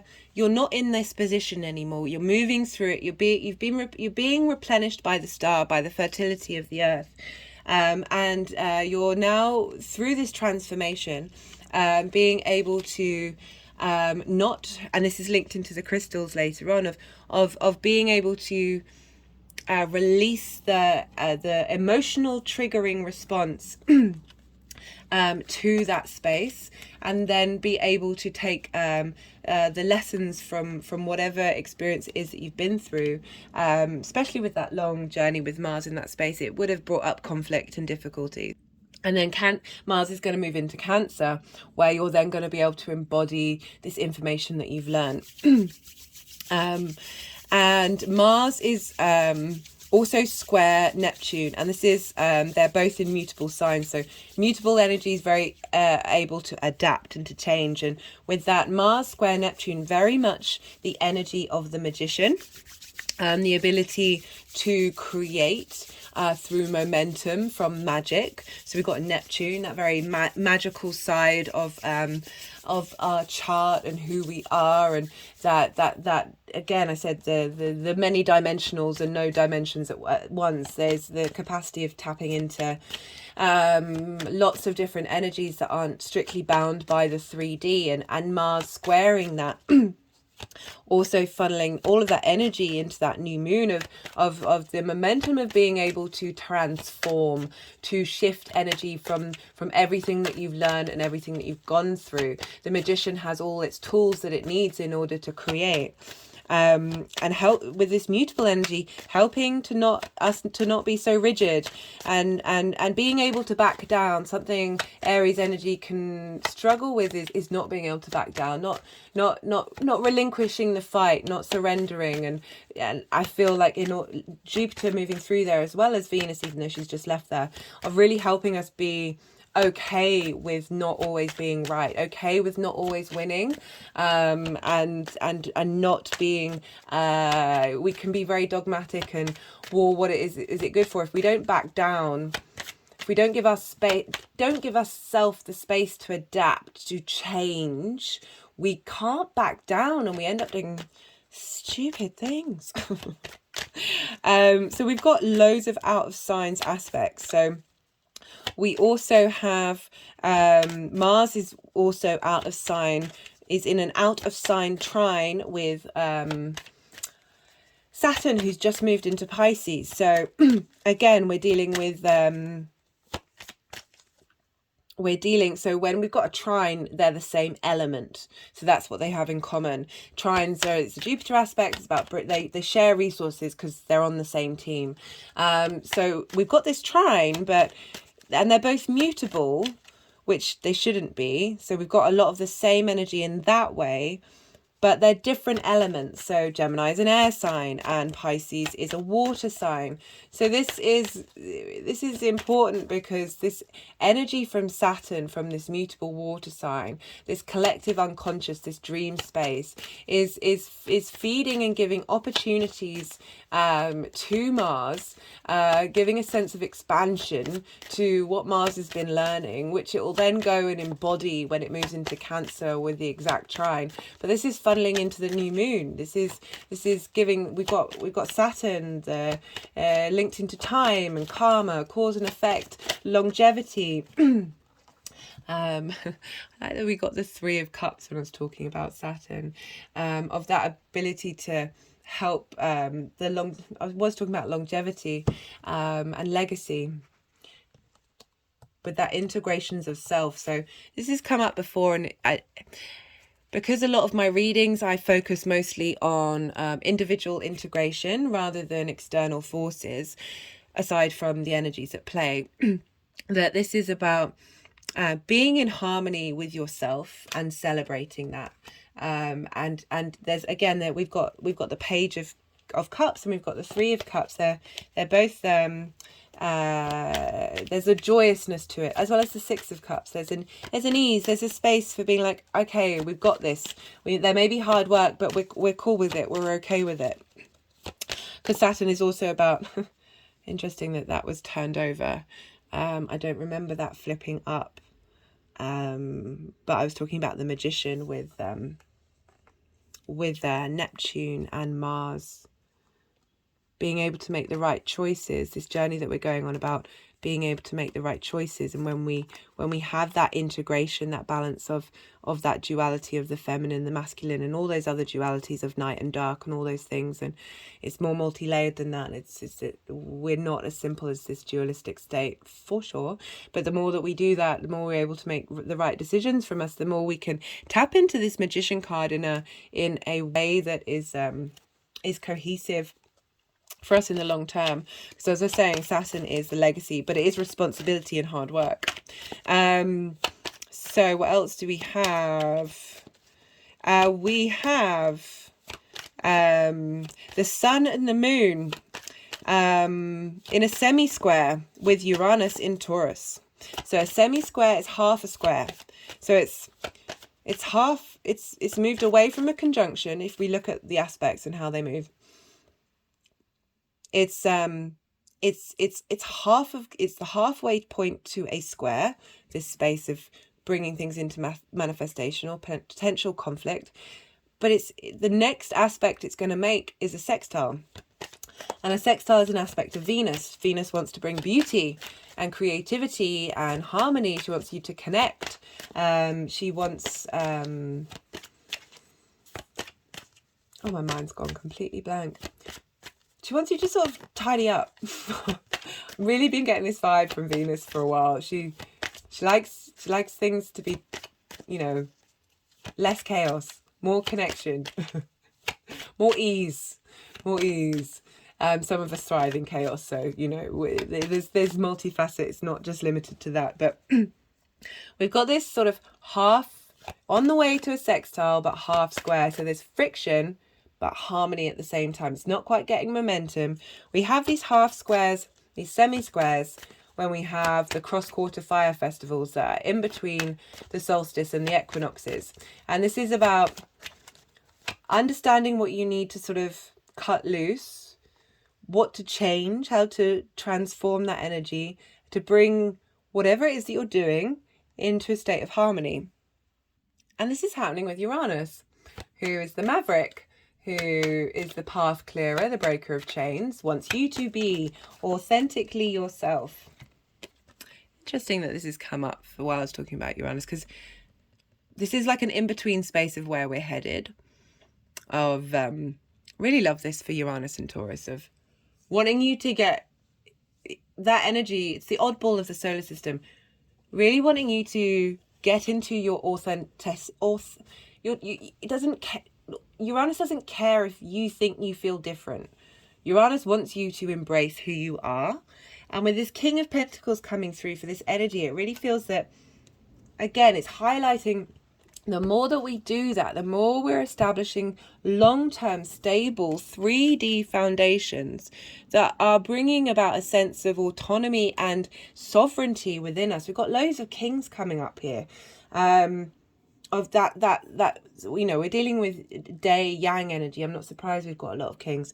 Of being able to take action from a very grounded, experienced space, the more that we do that, because with this semi-square, Uranus is providing information for this new moon of being like, hey, this is where Uranus is going to be in Taurus for a while. This is kind of what the vibe is. You know, this person might not be able to see their authentic self or feel shame linked into it, or not be able to tap into that with the energy from Uranus coming through, it's going, here's some help for this new moon.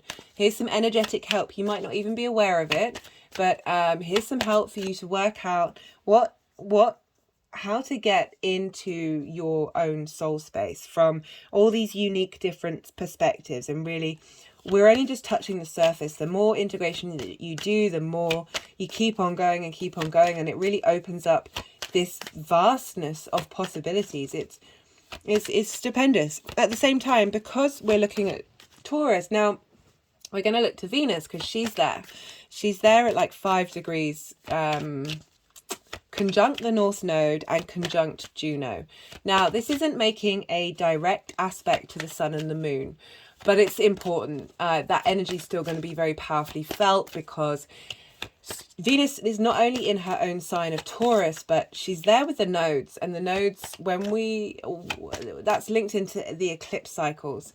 And the next new moon is going to be an eclipse in Aries, even though the node is still in Taurus. So it's also just a really powerful conjunction of Venus with Juno, who I link into commitment.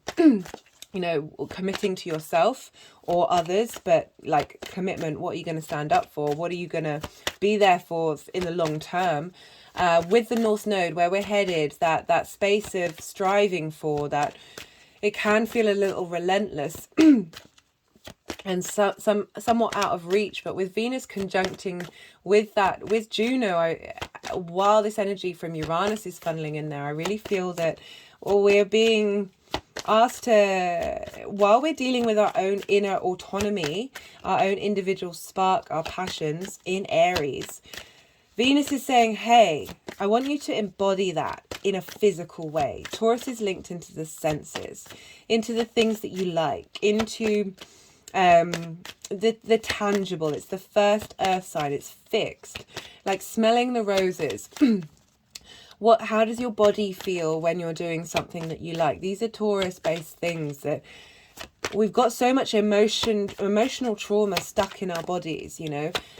Emotions linked into the water sign, but Taurus, Earth very much linked into the body, into the tangible, that it has an impact on our physical body. And this is really a time to bring about vitality and energy. And I really feel and commit to that. And Venus... Oh, they want me to lean all the way back. Okay. Resting. So I'm now resting rather than sitting upright. Yeah, there's a slowness to Taurus, so but I'm loving this come up for that big conjunction. I will be doing a Venus transit, all 12 signs videos, and I will be pulling, maybe that's why a card doesn't come out. I'll probably be pulling a card for the Queen of Wands.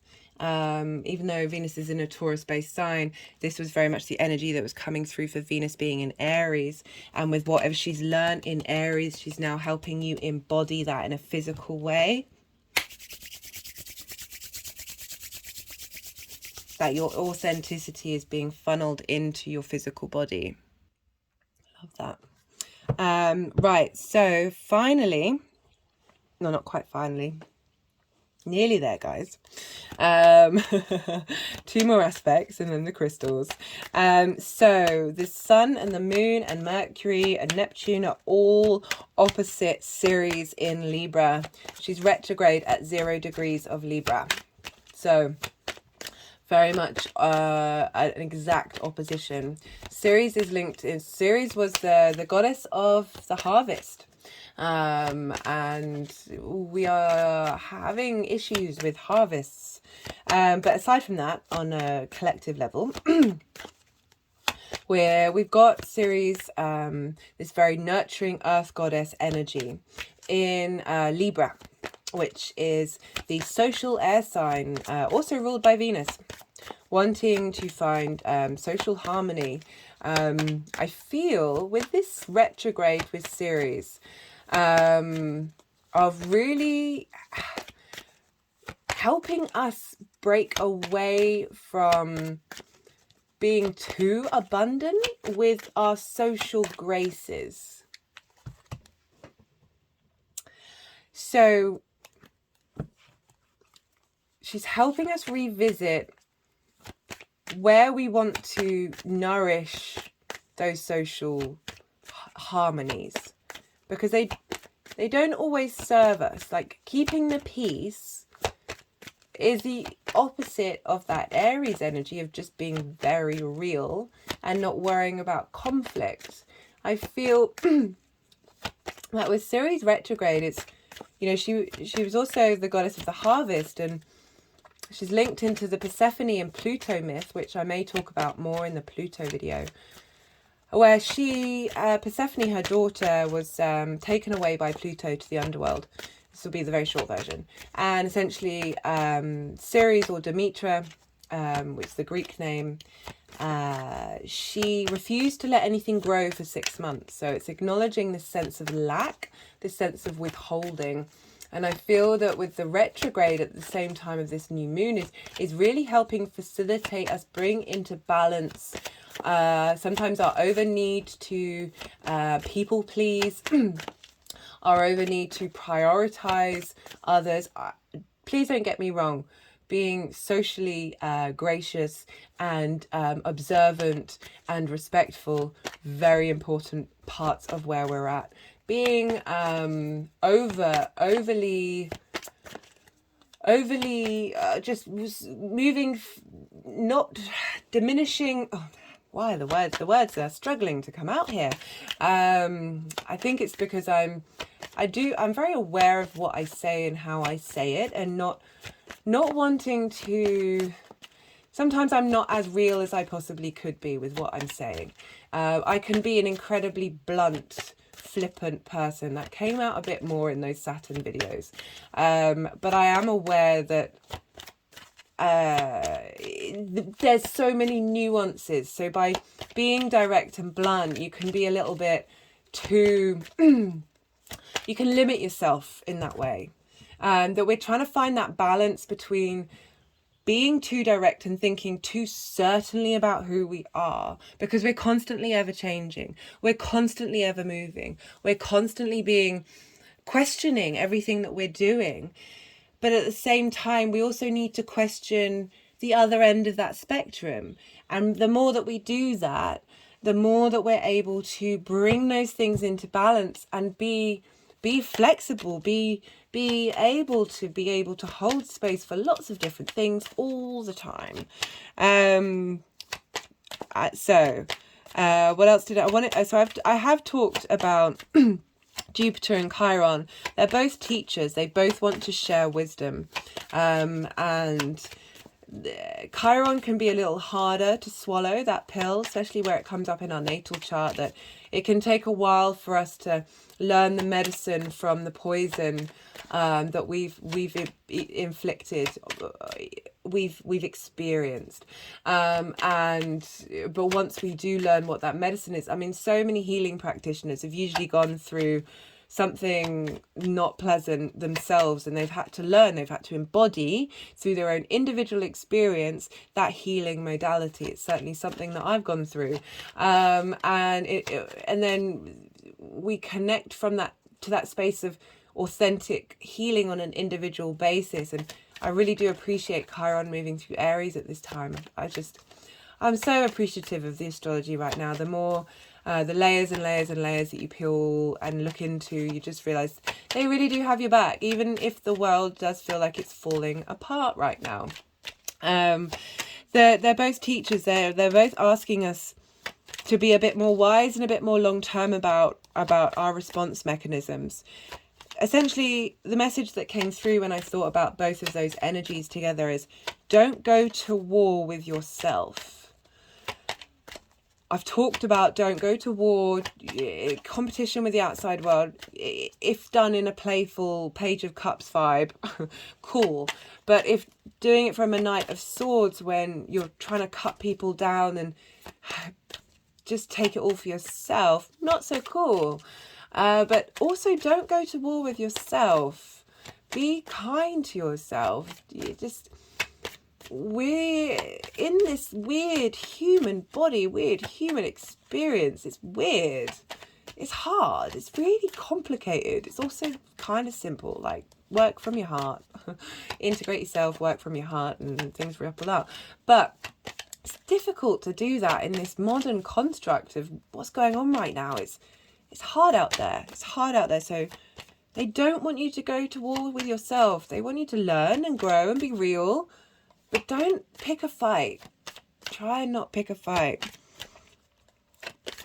So that's all of the aspects that I have here for you for this Spring Equinox and Aries New Moon video. Let's just see if any more card wants to come out. I'm going to pull a couple of cards from 3 other decks. Sort of clarification, overall themes, and I've got 3 crystals I really want to talk about, as well as talk about these 2 cards, the Vessel and the Warrior. But let's pull. This is from the First Light Tarot deck. This is a mixture of Major Arcana, nature perspective. We're very much dealing with that fertile time right now. As I said, really tap into that potent, fertile energy, resistance, preparation. Again, I was talking about how there's hard work to be done, but the Hermit enjoys it. Tap into, like, you don't get to be king, hold that king or queen energy without doing hard work. Well, actually, that's a lie. In terms of the tarot, not in terms of the hereditary monarchies. That's not me passing comment. It's just, that's as factual as I think I can be about the fact that, you know, it's passed down from father to son, or father to daughter, or whatever. Sorry, I'm going off tangent. I'm trying not to be political. I don't really, my opinions don't matter on that. But yeah, to get to this space, we gotta do some work, and it's so much fun. Sorry, I've got a bit of a cough at the moment. If the videos have been stopping and starting of this, I love how this was the first card out of the deck. Having that fun.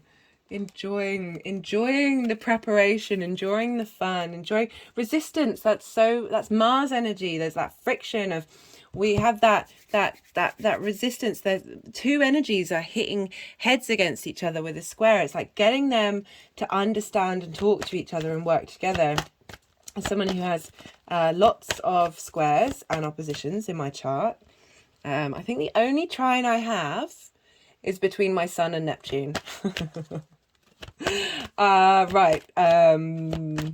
So I'm going to pull a card from the Numerology deck to see what other messages wanted to come through. I'm really enjoying this reading. This has been a lot of fun.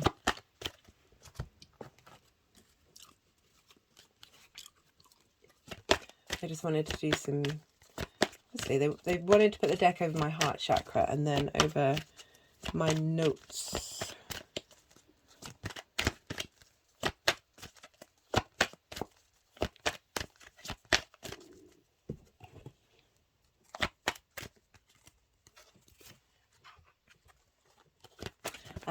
Yeah, where was I? Sorry, this deck's being a bit resistant. Maybe it's because they didn't want a card to come out from it. But so yeah, lots of very powerful cards coming through. Lots of there's some truth, there's some realness, and there's also some fun. And that was very much the vibe I was getting when I was sitting and meditating with these energies. Okay, they've just put the deck underneath the speaker, which has been their new thing of letting me know or whatever when they're done. Now I'm just pulling a card from the Oracle of the Rising Sun. Negotiation. Juipter in Libra. I feel this is about, I was talking about that square energy with Mars ruling the square of getting different energies to talk to one another and like be able to work together, negotiating. There's a need for compromise. You know, we've got that Jupiter in Libra there of finding balance, of bringing everybody to the table, bringing every part of yourself to the table in order to go on a fun adventure. It can take hard work, but we've got a lot of, as you know, I was talking about those new and full moons. We've got some real strange energy, and we've got a lot of out of bounds. Got Mars out of bounds, and we've got out of signs energy as well. It's really asking us to really broaden our perspective and really be able to sit at the same table. If I'd link this into what's going on in the world, I'd get a bit hopeful, but you never know. You never know. Yeah, getting everyone to sit at the same table and just having a chat, you know, have fun with it. Right, let's see. We've got romance. Venus in Taurus. Oh, hey, Venus in Taurus. So for this particular reading, of course. Well, but I only really read love readings if it's a personal reading. That this is such a fertile time. This is a meeting of the masculine and the feminine in nature. All the animals are getting it on in order to mate like rabbits. And so being in love with yourself, bringing that fertile energy, that creation energy, cultivating that, integrating all the bits of you that you might have issues with, and really holding a lot of space and a lot of love for who you are and what you are. Venus being in Taurus, she's really getting us to embody love for ourselves. I've certainly felt that since she ingressed of just really wanting to take it slow and do the things that I enjoy and prioritize the tangible for a little bit. Okay, so we have, this is the Vessel and the Warrior card. Let me get this. So let's move the energies are just wanting to get things get things nice. Yeah, and for the energetic transfer. So I'm going to read the Vessel first. Bear with me 1 second. That is 2035 conflict.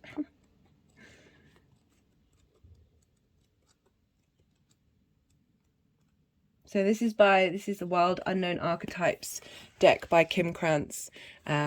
Love her decks, really, and the words that she has. So I'm going to read from her book. The vessel, the body, the container, the cup. The vessel may be the most powerful archetypal form on earth. It is everywhere. Cups hold liquid, stoves hold fire, our bodies hold organs, our homes hold families. Through the simple act of separation, the vessel protects what it contains. Nests protect the eggs. Easter is very much linked into eggs. In a lot of the pre-Christianity traditions, eggs were very used at this time of symbolizing the potency of life in its most rawest form. Nest protects the eggs, saving accounts protect our earnings. Even the planets are contained within their circular orbit. When this card appears, it is time to assess what is being held together and how. Is the vessel too tight, too loose, broken, empty, full, or perhaps there is no vessel at all, and the content spills in every direction? It is natural for structures to be formed and eventually fall apart. Interesting that we pulled the Tower card. The vessel has a life cycle that must be honoured. It is time for you to build, break, or repair. You must find out. The physical body is the most sacred vessel of all. It is the one in which you reside from your first breath to your last. It may need your attention. I love that came up because this came up for the Virgo new moon last year, of really taking, we can neglect our physical body, and with Chiron moving through Aries and the things that I have touched upon but not spoken about outwardly, and what I will bring about in a roundabout way in the Pluto in Aquarius video, is we are going to be looking for different ways of taking care of ourselves. And again, sorry, just had almost had a bit of a coughing fit. I'm certainly spending time taking care of my physical body with this cough that I've got. That the individual form of Aries, your body, you're the most consistent thing in your life till you go on to the next one. This vessel is your container of that spirit, of spark of life. Just had an energetic release, and how we need to look to it and tend to it. And I like how that's also come up because we do have Venus in Taurus right now, our physical body, of asking us to tend to our vessel. We can't neglect these things when we're going off on our adventures, being the warrior, the samurai, the soldier, the advocate. Oh, that's something I forgot that I wrote down. What are you advocating for? Rather than just fighting or being in competition for no reason whatsoever, what are you? And again, the Justice card. An advocate is another way of saying a lawyer, someone who is advocating someone's defense, or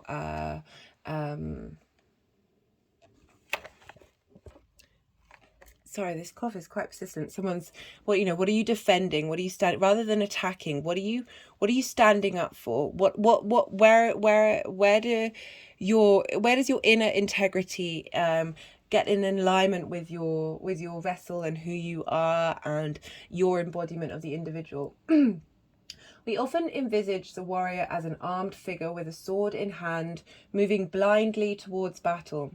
Yet the deeper aspect of this archetype brings us face to face with death itself. The warrior stands precariously at the edge of life and death, trusting the eternal to guide the sword's blade. The warrior's work requires presence, alignment, and purpose. If and when the warrior loses its center, meaningless confrontations and violence are their default response. When this card appears, it is important to question the battle at hand. It is likely a great one with deep roots and long-standing tensions. The actions you take will stay with you long after the dust settles. So choose wisely, brave one. As you draw your sword, realigning with the eternal wisdom within, then surrender to the battle. Without a true purpose, manifesto, or oath, the warrior is lost. What do you stand for? What are you willing to rise in the name of? Write it out. So it just doesn't, you know, your pen can be the sword. It's not linked into pure. It's a symbolism. This sword is an avatar for whatever it is that you want to defend and stand up for. Love that those two came up.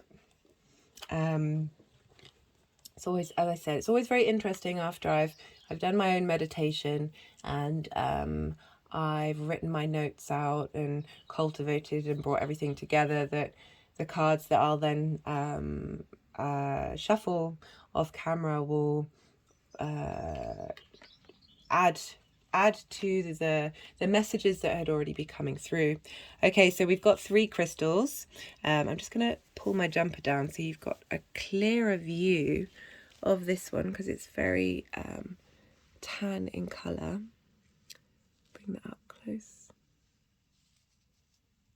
So this has been on the table since, I think, the Pisces new moon, when we were also dealing with Jupiter in Aries. And this is Desert Rose Gypsum. And this helps sustain the self when events of life are moving too quickly. It eliminates stagnation and enhances progression, helps bring in the ideas of growth and improvement.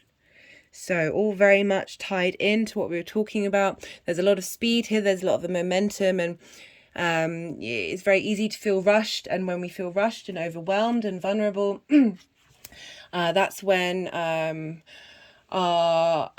we start attacking things for no reason can come in, because we feel attacked. So this stone is helping bring about some clarity. Some clarity to give you that strength to be able to work with this energy, as well as clearing energy from your body. So the other stone that's just turned up that's in my hand is sorry, I'm just trying to get the shot nice so you can actually see these crystals. So this is Agni-Techite, and as I said, this is formed from when meteorites land on Earth, and this encourages us to gather knowledge throughout life. So very much the warrior and the hermit card of absorbing and observing and gathering. Helps us to learn lessons, but not hold on to impressions of undesirable experiences. I said I was going to bring that up because that came up when I pulled the 6 of Cups and working with those the 9 of Wands and the 5 of Pentacles, of really helping us being able to move on in a sense, and not there's a lot of speed at the moment, and there's a lot of evolution. We're at the highest point in our solar cycle. Those of you might be having lots of headaches, lots of physical ailments. It's very much linked into this part of the cycle, and these may feel strange, but it's part of the leveling up process. As bizarre as that may seem, I've been having migraines whenever there's been a lot of contact with Uranus, and yeah, I haven't had them since I was a teenager, so it's been peculiar. Balances and brings fertility, which I thought was funny, with all this fertile energy about. Helps break cycles by being able to see the root of the matter. Again, that's going into that crow card of being real with yourself, that truth, that deep truth. Strengthens your energy field, can help dispel transmitted diseases, particularly those of unknown origin. Again, I will leave it at that. We also have selenite, and this is in the shape of a knife. Let's see if I can, sorry, because of the angle of where I'm sitting and the angle of the camera, it's quite weird to try and get it straight on. So selenite, and this is a crystal linked into Taurus, where Venus is, cuts through, and Uranus, cuts through unconscious assumptions and promotes reconnection between the conscious self and the mystic that lives within the superconscious. I also feel selenite's basically made up of salt.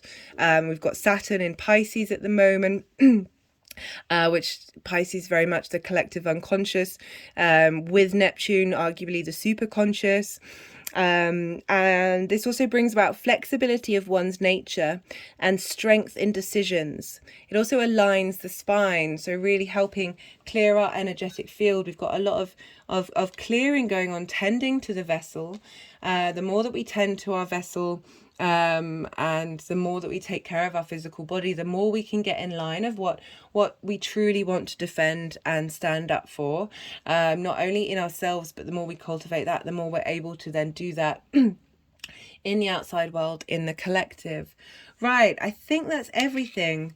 Just had an urge to shuffle from the numerology deck. Let's see if anything comes out. Sometimes it doesn't. And that's another thing of like, I've really learned to sort of be kind to my intuition, because it takes a while to get that practice. I mean, some depending on who you are and your natal chart, it's going to work in very different ways, with different strengths, and we're all on our own journeys of how we tap into that divinity. But I've definitely been able to sort of surrender this sense of perfectionism that I've had for most of my life, which I talk about a lot in the Virgo new moon, and being able to be wrong. And again, that's Aries energy as well, of like really being able to accept it's okay if I'm wrong. It's okay if I don't win. So, you know, sometimes you can look at everything as little wins and little losses, that if a card doesn't come out, it's not going to diminish my other interactions where cards have come out and they have really resonated. It's not gonna be the end of it. Doesn't, as I said, like one of my favorite phrases is don't throw the baby out with the bathwater. So it's kind of just because and it's usually linked into when you're listening to someone who you agree with on something, but then they say something that's completely against whatever it is that you think, and then all of a sudden you then chuck the baby out, the good bit. Everything is tainted, which is my point about like being really kind to yourself and accepting that, you know, you're human in a human experience. You're not always going to be able to everything in this moment is truly divine, and perfect. No matter how that shows up, our connotations and ideas of what perfection is very misguided and very limiting, and we're here to explore and have fun and be on adventures, however that may be. There we go. Perseverance. Keep going, keep doing this adventure. We're in it for the long run. There's definitely been a balance between working hard and enjoyment in this spread, and yeah, don't give up. Don't ever give up. And on that note, I'm gonna leave it at that. Don't forget to hit the like button if this resonated, and if you're new to the channel and you enjoyed the content, do hit subscribe. I do transit videos for every time a planet moves into a new sign, or when they go retrograde or direct. I do new and full moons.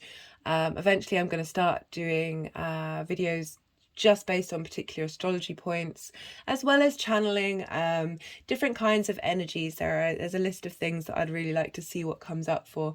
So the channel's ever expanding and ever growing. If you feel this may resonate with somebody, don't forget to share, and yeah, be well until we meet again. I'd love to hear your comments about how this energy is impacting you, and yeah, be good out there.